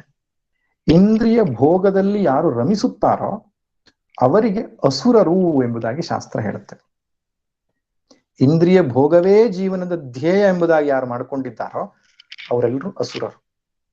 ಅದರಿಂದ ಅಸುರ ಅಂದ್ರೆ ರಾವಣ, ಕುಂಭಕರ್ಣ ಮುಂತಾದವರೇ ಅಸುರರು ಅಲ್ಲ. ಯಾರ್ಯಾರು ದೇಹಾಭಿಮಾನವನ್ನು ಹೊಂದಿದ್ದಾರೋ, ಇಂದ್ರಿಯ ಭೋಗವೇ ಜೀವನದ ಪರಮಗುರಿ ಅಂತ ತಿಳ್ಕೊಂಡಿದ್ದಾರೋ ಅವರೆಲ್ಲರೂ ಅಸುರರ ಸಾಲಿಗೆ ಸೇರ್ತಾರೆ ಶಾಸ್ತ್ರ ದೃಷ್ಟಿಯಿಂದ. ಅದಕ್ಕೆ ಚಂದ್ರಶೇಖರ ಭಾರತಿ ಸ್ವಾಮಿಗಳು ತಮ್ಮ ಒಂದು ವ್ಯಾಖ್ಯಾನದಲ್ಲಿ ಹೇಳ್ತಾ ಇದ್ರು, ಕೃತಯುಗದಲ್ಲಿ ಅಸುರರು ಪಾತಾಳದಲ್ಲಿ ಇರ್ತಾ ಇದ್ರು, ದೇವತೆಗಳು ಸ್ವರ್ಗದಲ್ಲಿ ಇರ್ತಾ ಇದ್ರು. ತದನಂತರ ತ್ರೇತಾಯುಗದಲ್ಲಿ ರಾಮನ ಕಾಲದಲ್ಲಿ ಅಸುರ ಭೂಮಿಯ ಇನ್ನೊಂದು ಭಾಗವಾದ ಲಂಕೆಯಲ್ಲಿದ್ದ, ದೇವತೆಗಳು ಭರತಖಂಡದಲ್ಲಿದ್ದರು. ತದನಂತರ ದ್ವಾಪರ ಯುಗದಲ್ಲಿ ಒಂದು ಕುಟುಂಬದಲ್ಲಿ ಅಸುರರು, ಅದೇ ಕುಟುಂಬದ ಇನ್ನೊಂದು ಭಾಗದಲ್ಲಿ ದೇವತೆಗಳು ಇದ್ರು. ಪಾಂಡವರು ದೇವತೆಗಳು, ಕೌರವರು ಅಸುರರು. ನೋಡಿ, ಅಸುರ ಅಂದ್ರೆ ಭೋಗದಲ್ಲಿ ರಮಿಸುವವರು ಅಂತ. ಆದ್ರೆ ಕಲಿಯುಗದಲ್ಲಿ ಈ ಅಸುರರು ದೇವತೆಗಳು ಇಬ್ಬರು ಪ್ರತಿಯೊಬ್ಬರ ಮನಸ್ಸಲ್ಲೇ ನೆಲೆಸಿಬಿಟ್ಟಿದ್ದಾರೆ ಅಂತ ಹೇಳ್ತಾರೆ ಅವರು. ಅಂತಹ ಅಸುರಿ ಸಂಬಂಧಿಯಾಗಿರತಕ್ಕಂಥ ಲೋಕಕ್ಕೆ ಅವರು ಹೋಗ್ತಾರೆ. ಇದರ ತಾತ್ಪರ್ಯ ಏನು ಅಂದ್ರೆ ನಿಜವಾದ ಸುಖ, ಶಾಂತಿ, ನೆಮ್ಮದಿ ಅವರಿಗೆ ಇರಲ್ಲ. ಕತ್ತಲೆಯ ಬದುಕನ್ನು ನಡೆಸ್ತಾ ಇರ್ತಾರೆ ಅಂತ ಅರ್ಥ. ಭಗವದ್ಗೀತೆಯಲ್ಲಿ ಈ ಮಾತನ್ನ ಹೇಳಿದ್ದನ್ನು ನೋಡ್ತೇವೆ ನಾವು. ಈಶ್ವರ ಸರ್ವಭೂತಾನಾಂ ಹೃದ್ದೇಶೇರ್ಜುನ ತಿಷ್ಠತಿ ಭ್ರಾಮಯನ್ ಸರ್ವಭೂತಾನಿ ಯಂತ್ರಾರೂಢಾನಿ ಮಾಯ. ಆ ಮಾಯಾ ಮೋಹದಲ್ಲಿ ತಿರುಗ್ತಾ ಇರ್ತಾರೆ ಅಂತ. ಅಸುರಿ ಸಂಬಂಧಿಯಾದ ಲೋಕ ಅಂದ್ರೆ ಇನ್ನೆಲ್ಲೋ ಹೊರಗಡೆಗಿದೆ ಅಂತ ಭಾವಿಸಿಕೊಳ್ಳೋದು ಬೇಡ. ಇದೇ ಅಸುರಿ ಸಂಬಂಧಿಯಾದ ಲೋಕ ಆಗ್ತದೆ ಅಂಥವರಿಗೆ. ಇದೇ ಕುರುಡುಗತ್ತಲೆಯ ಲೋಕವಾಗ್ತದೆ. ಯಾಕಂದ್ರೆ ನಿಜವಾದ ಆನಂದ, ಶಾಂತಿ, ತೃಪ್ತಿ, ಪೂರ್ಣತೆ ಅಂದ್ರೆ ಏನು ಅಂತ ತಿಳಿಯದೆ ವಿಷಯ ಭೋಗಕ್ಕೆ ಸಂಬಂಧಿಸಪಟ್ಟಂತಹ ಅಲ್ಪವಾದಂತಹ ಕ್ಷಣಭಂಗುರವಾಗಿರತಕ್ಕಂತಹ ಭೋಗದಲ್ಲಿ ಜೀವನವನ್ನು ನಡೆಸ್ತಾ ಇರುವುದು ಒಂದು ನರಕವೇ ಅದು. ಆದ್ರಿಂದ ಅಂತಹ ಅಜ್ಞಾನಿಗಳು ನರಕ ಸದೃಶವಾದ ಕತ್ತಲೆಗೆ ಸಮವಾಗಿರತಕ್ಕಂತಹ ಒಂದು ಜೀವನವನ್ನು ನಡೆಸ್ತಾ ಇರ್ತಾರೆ. ಅದು ಸರಿಯಾದ ಜೀವನವೇ ಅಲ್ಲ. ಅದರಿಂದ ಆತ್ಮಸ್ವರೂಪವನ್ನು ತಿಳಿದುಕೊಳ್ಳಬೇಕು ಎಂಬುದು ಎಚ್ಚರಿಸುವುದಕ್ಕೆ ಇದು ಆತ್ಮಹನನದ ನಿಂದೆಯ ಮೂಲಕ ಈ ಶ್ಲೋಕ ನಮಗೆ ತಿಳಿಸ್ತಾ ಇದೆ. ಈಗ ಮುಂದಿನ ಪ್ರಶ್ನೆ ಬರ್ತದೆ, ಹಾಗಾದ್ರೆ ಆತ್ಮಜ್ಞಾನ ಅಂದ್ರೆ ಏನು ಅಂತ. ಮುಂದಿನ 4 ಮಂತ್ರಗಳು ಈ ಆತ್ಮನ ಸ್ವರೂಪದ ಕುರಿತಾಗಿ, ಇನ್ನು ಮುಂದಿನ 5 ಮಂತ್ರಗಳು ಅಲ್ಲ 5 ಮಂತ್ರಗಳು ಅಲ್ಲ 6 ಮಂತ್ರಗಳು, ಮುಂದಿನ 6 ಮಂತ್ರಗಳು ಆತ್ಮ ಸ್ವರೂಪದ ಕುರಿತಾಗಿರತಕ್ಕಂಥ ಮಂತ್ರಗಳು. ಆತ್ಮ ಅಂದ್ರೆ ಯಾರು? ವೇದಾಂತದ ವಿದ್ಯಾರ್ಥಿಗಳಾಗಿದ್ದವರಿಗೆ ಈ ಆತ್ಮ ಅನ್ನುವ ಶಬ್ದದ ಪರಿಚಯ ಇರ್ತದೆ. ಹೊಸಬರಿಗೆ ಆತ್ಮ ಅನ್ನುವಂಥದ್ದು ಅಷ್ಟು ಸ್ಪಷ್ಟವಾಗಿ ಗೊತ್ತಿಲ್ಲ. ಆದ್ರಿಂದ ಒಂದು ಪರಿಚಯಾತ್ಮಕವಾಗಿ ನೋಡೋಣ. ಈ ಆತ್ಮ ಅಂದ್ರೆ ತಿರುಳು ಅಂತ ಅರ್ಥ. ಈಗ ಒಂದು ತೆಂಗಿನಕಾಯಿ ಅಂತ ಹೇಳಿದ್ರೆ ತೆಂಗಿನಕಾಯಿ ಆತ್ಮ ಯಾವುದು? ಸಿಪ್ಪೆ ಅಲ್ಲ, ಕರಟ ಅಲ್ಲ, ಅದು ಒಳಗಡೆಗಿರತಕ್ಕಂತಹ ಬಿಳಿಯ ಭಾಗ ಏನಿದೆ ಅದೇ ತೆಂಗಿನಕಾಯಿ ಆತ್ಮ. ಇನ್ನೂ ಸ್ವಲ್ಪ ಒಳಗೆ ಹೋದ್ರೆ ಎಣ್ಣೆ. ಆದ್ರೆ ಅತ್ಯಂತ ತಿರುಳಿನ ಭಾಗ ಏನಿದೆ ಅದೇ ಅದರ ಸ್ವರೂಪವಾಗಿರ್ತದೆ. ಈಗ ಬಟ್ಟೆಯನ್ನು ನಾವು ಹಾಕೊಂಡಿರ್ತೇವೆ, ಬಟ್ಟೆಯ ಆತ್ಮ ಯಾವುದು ಅಂದ್ರೆ ಆ ಬಟ್ಟೆಯ ನೂಲು, ಆ ನೂಲಿನ ಒಳಗಡೆ ಇರತಕ್ಕಂಥ ಹತ್ತಿ. ಯಾವ ಹತ್ತಿ ಇಲ್ಲದೆ ಬಟ್ಟೆ ಆಗ್ಲಿಕ್ಕೆ ಸಾಧ್ಯವಿಲ್ಲವೋ, ಅಥವಾ ಆ ಹತ್ತಿಯ ಸಾನ್ನಿಧ್ಯದಿಂದಲೇ ಬಟ್ಟೆ ಅನ್ನೋದು ತೋರ್ತಾ ಇದೆಯೋ ಅಂತಹ ತಿರುಳಿಗೆ, ಸಾರಭೂತವಾದ ವಸ್ತುವಿಗೆ ಆತ್ಮ ಅಂತ ಕರೆದಿದ್ದಾರೆ. ಹಾಗೆ ಒಂದು ಮಡಿಕೆಯನ್ನು ನೀವು ನೋಡಿ, ಮಡಿಕೆ, ಕುಡಿಕೆ, ಗಡಿಗೆ, ಹಂಡೆ, ಮಣ್ಣಿನ ಅನೇಕ ಪದಾರ್ಥಗಳನ್ನ ಇಟ್ಟಾಗ ರೂಪ ಅನ್ನುವಂಥದ್ದು ಬೇರೆ ಆಗಿದೆ, ಸ್ವರೂಪ ಏನಾಗಿದೆ? ಮಣ್ಣೇ ಆಗಿದೆ. ರೂಪ ಅನೇಕವಿದ್ದರೂ ಸ್ವರೂಪ ಮಣ್ಣೇ ಆಗಿದೆಯಲ್ಲ, ಆ ಸ್ವರೂಪಕ್ಕೆ ಹೆಸರು ಆತ್ಮ ಅಂತ. ಈ ಮಡಿಕೆ, ಕುಡಿಕೆ, ಗಡಿಗೆ, ಹಂಡೆ ಮುಂತಾದವುಗಳ ಆತ್ಮ ಯಾವುದು? ಮಣ್ಣು. ಸಮುದ್ರದಲ್ಲಿ ಅಲೆ, ನೊರೆ, ಬುರುಗು ಮುಂತಾದ ಅನೇಕ ತೋರಿಕೆಗಳು ಕಾಣಿಸ್ತವೆ. ಆ ಅಲೆಗಳು ಅನೇಕವಾಗಿದ್ದರೂ ಕೂಡ ಅಲೆಯ ಆತ್ಮ ಯಾವುದು? ನೀರೇ ಆಗಿದೆ. ಸ್ವರೂಪವು ನೀರೇ ಆಗಿದೆ, ರೂಪವು ಅಲೆಗಳಾಗಿದೆ.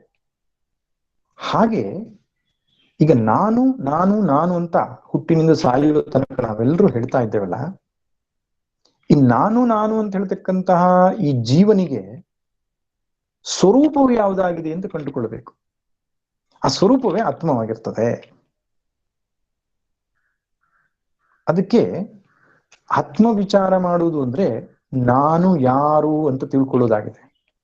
ಆತ್ಮ ವಿಚಾರ ಅಂದ್ರೂ ಒಂದೇ, ನಾನು ಯಾರು ಅಂತ ತಿಳ್ಕೊಳ್ಳೋದ್ರು ಒಂದೇ. ಇದು ತುಂಬಾ ವಿಸ್ತಾರವಾದಂತಹ ಒಂದು ಚಿಂತನೆ. ಉಪನಿಷತ್ತಿನ ಪ್ರತಿಯೊಂದು ಮಂತ್ರವನ್ನು ತೆಗೆದುಕೊಂಡು ಚರ್ಚೆ ಮಾಡ್ಲಿಕ್ಕೆ ಆಗ್ಲಿಕ್ಕಿಲ್ಲ. ಸಂಕ್ಷಿಪ್ತವಾಗಿ ಹೇಳುವುದಾದ್ರೆ, ಸ್ಥೂಲ ಸೂಕ್ಷ್ಮ ಕಾರಣ ಶರೀರಕ್ಕಿಂತ ಬೇರೆಯಾಗಿ, ಪಂಚಕೋಶಕ್ಕಿಂತಲೂ ಬೇರೆಯಾಗಿ, ಅವಸ್ಥಾತ್ರಯಗಳಿಗೂ ಸಾಕ್ಷಿಯಾಗಿದ್ದು, ಸಚ್ಚಿದಾನಂದ ಸ್ವರೂಪವಾಗಿರತಕ್ಕಂತಹ ಒಂದು ತಾನು ಅಂತ ಏನಿದೆಯೋ ಅದಕ್ಕೆ ಹೆಸರು ಆತ್ಮ. ನಮ್ಮೆಲ್ಲರ ಆತ್ಮ ಯಾವುದಪ್ಪ ಅಂದ್ರೆ ಈ ಸ್ಥೂಲ ಶರೀರ ನಮ್ಮ ಆತ್ಮ ಅಲ್ಲ. ನಾನು ಎನ್ನುವುದ್ರ ತಿರುಳಲ್ಲ ಇದು. ಸೂಕ್ಷ್ಮ ಶರೀರವೂ ತಿರುಳಲ್ಲ, ಇನ್ನೊಂದು ಕಾರಣ ಶರೀರವೂ ಕೂಡ ತಿರುಳಲ್ಲ. ಈ ಸ್ಥೂಲ ಸೂಕ್ಷ್ಮ ಕಾರಣ ಶರೀರಕ್ಕಿಂತ ಬೇರೆಯಾಗಿರತಕ್ಕಂಥ ಇನ್ನೊಂದು ವಸ್ತು ಇದೆ. ಈ ಸ್ಥೂಲ ಸೂಕ್ಷ್ಮ ಕಾರಣ ಶರೀರವನ್ನೇ ಇನ್ನೊಂದು ರೀತಿಯಲ್ಲಿ ಹೇಳ್ತಾರೆ ಪಂಚಕೋಶ ಅಂತ. ಅನ್ನಮಯ, ಪ್ರಾಣಮಯ, ಮನೋಮಯ, ವಿಜ್ಞಾನಮಯ, ಆನಂದಮಯ ಅಂತ ಕರೀತಾರೆ. ಈ ಪಂಚಕೋಶಗಳಿಗಿಂತಲೂ ವ್ಯತಿರಿಕ್ತವಾಗಿರುವುದು ಆತ್ಮ. ಇದಿಷ್ಟೇ ಅಲ್ಲದೇನೆ ನಮ್ಮ ಅನುಭವದ ವಿಶ್ಲೇಷಣೆಯಿಂದಲೂ ತೋರಿಸ್ತಾರೆ. ಜಾಗ್ರತ ಅನುಭವ, ಸ್ವಪ್ನ ಅನುಭವ, ಸುಷುಪ್ತಿ ಅನುಭವ. ಈ ಮೂರೂ ಅನುಭವಗಳಲ್ಲಿ ನಾನು ನಾನು ಅನ್ನುವ ಪ್ರಜ್ಞೆ ಇರ್ತದಲ್ಲ, ಅದು ಆತ್ಮ ಅಲ್ಲ. ಜಾಗೃತ ಅವಸ್ಥೆಯಲ್ಲಿ ಈಗ ನಾನು ಸ್ವಾಮಿ ಬ್ರಹ್ಮಾನಂದ ಮುಂತಾದಂತಹ ಅಭಿಮಾನಗಳಿಂದ ಇಟ್ಟುಕೊಂಡು ಹೇಳ್ತಿರ್ತಕ್ಕಂಥ ಏನು ನಾನು ಇದೆ ಅದು ಆತ್ಮವಲ್ಲ. ಸ್ವಪ್ನಾವಸ್ಥೆಗೆ ಹೋದಾಗ ಸ್ವಪ್ನ ಶರೀರವನ್ನ ಹಿಡಿದುಕೊಂಡು ಅಲ್ಲಿ ಇನ್ನೊಂದು ನಾನು ಅಂತ ಏನು ಕಲ್ಪಿತವಾಗುತ್ತೆ ಅದು ಕೂಡ ಆತ್ಮವಲ್ಲ. ಸುಷುಪ್ತಿ ಅವಸ್ಥೆಗೆ ಹೋದಾಗ, ತನಿ ನಿದ್ದೆ, ಡೀಪ್ ಸ್ಲೀಪ್ ಸ್ಟೇಜ್ ಅಂತ ಹೇಳ್ತಾರೆ, ಅಲ್ಲಿ ಯಾವ ಅಭಿಮಾನವೂ ಇಲ್ಲದೆ ಇರತಕ್ಕಂಥ ಒಂದು ಅವಸ್ಥೆ ಇದೆ, ಅದು ಕೂಡ ನಾನಲ್ಲ. ಈ ಮೂರೂ ಅವಸ್ಥೆಗಳಲ್ಲಿ ಹಾಸು ಹೊಕ್ಕಾಗಿದ್ದು ಅವಿಕ್ರಿಯನಾಗಿ ಯಾವನು ನೋಡ್ತಾ ಇದ್ದಾನೋ, ಆ ಅವಸ್ಥೆಗಳನ್ನೆಲ್ಲವನ್ನೂ ಸಾಕ್ಷಿ ದೃಷ್ಟಿಯಿಂದ ನೋಡ್ತಿದ್ದಾನೋ, ಆ ಸಾಕ್ಷಿಯೇ ನನ್ನ ನಿಜ ಸ್ವರೂಪ. ಜಾಗೃತ ಅವಸ್ಥೆ ನಾನು ನಿಜವಾದ ನಾನಲ್ಲ. ನಿಜವಾದ ನಾನಾಗಿದ್ದಿದ್ರೆ ಸ್ವಪ್ನಾವಸ್ಥೆಯಲ್ಲಿ ಅವನು ಇರ್ಬೇಕಿತ್ತು. ಸ್ವಪ್ನಾವಸ್ಥೆಯಲ್ಲಿ ಅವನು ತೋರ್ತಾ ಇಲ್ವಲ್ಲ, ಬೇರೆ ಇನ್ಯಾರು ಆಗಿರ್ತೇನೆ ನಾನು. ಇನ್ನು ಸುಷುಪ್ತಿ ಅವಸ್ಥೆಯಲ್ಲಿ ಎರಡೂ ಅನುಭವಗಳು ರಹಿತವಾದ ಒಂದು ಸ್ಥಿತಿ ನಮಗೆ ಅನುಭವಕ್ಕೆ ಬರ್ತದೆ.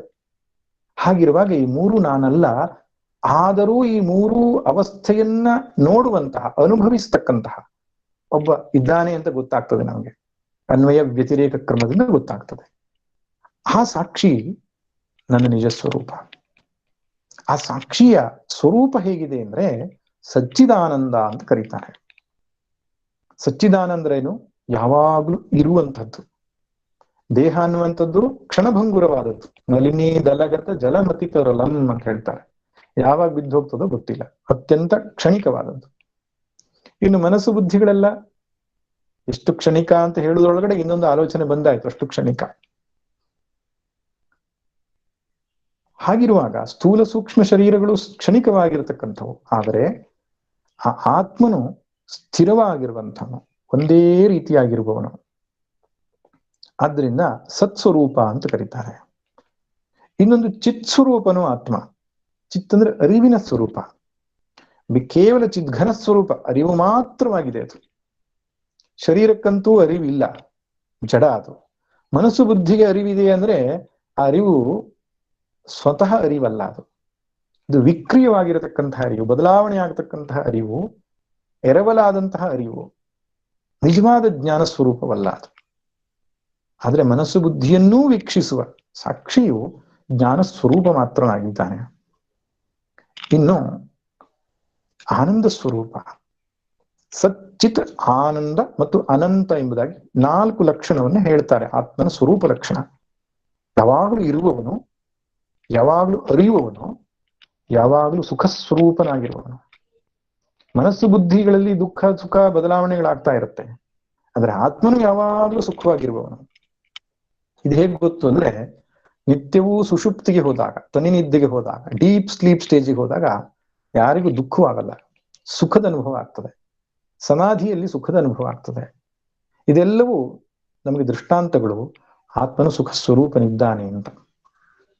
ಶರೀರ ಮನಸ್ಸು ಬುದ್ಧಿಗಳಿಗಿಂತ ಬೇರೆಯಾಗಿ, ಪಂಚಕೋಶಗಳಿಗಿಂತ ಬೇರೆಯಾಗಿ, 3 ಅವಸ್ಥೆಗಳಿಗೂ ಸಾಕ್ಷಿಯಾಗಿದ್ದುಕೊಂಡಿರುವ ಸಚ್ಚಿದಾನಂದ ಸ್ವರೂಪವಾದಂತಹ ಆ ಒಂದು ತಾನು ಅಂತ ಏನಿದೆ, ಅದಕ್ಕೆ ಆತ್ಮ ಅಂತ ಕರೀತಾರೆ. ಅದನ್ನ ಯಾವನು ನಾನು ಅಂತ ತಿಳ್ಕೊಂಡಿದ್ದಾನೋ ಅವನಿಗೆ ಆತ್ಮಜ್ಞಾನಿ ಅಂತ ಹೇಳ್ತಾರೆ. ಯಾರು ಶರೀರಾದಿಗಳಲ್ಲಿ ನಾನು ಅಂತಕ್ಕಂಥ ಭಾವನೆಯನ್ನು ಹೊಂದಿದ್ದಾನೋ ಅವನಿಗೆ ಅಜ್ಞಾನಿ ಅಂತ ಕರೀತಾರೆ.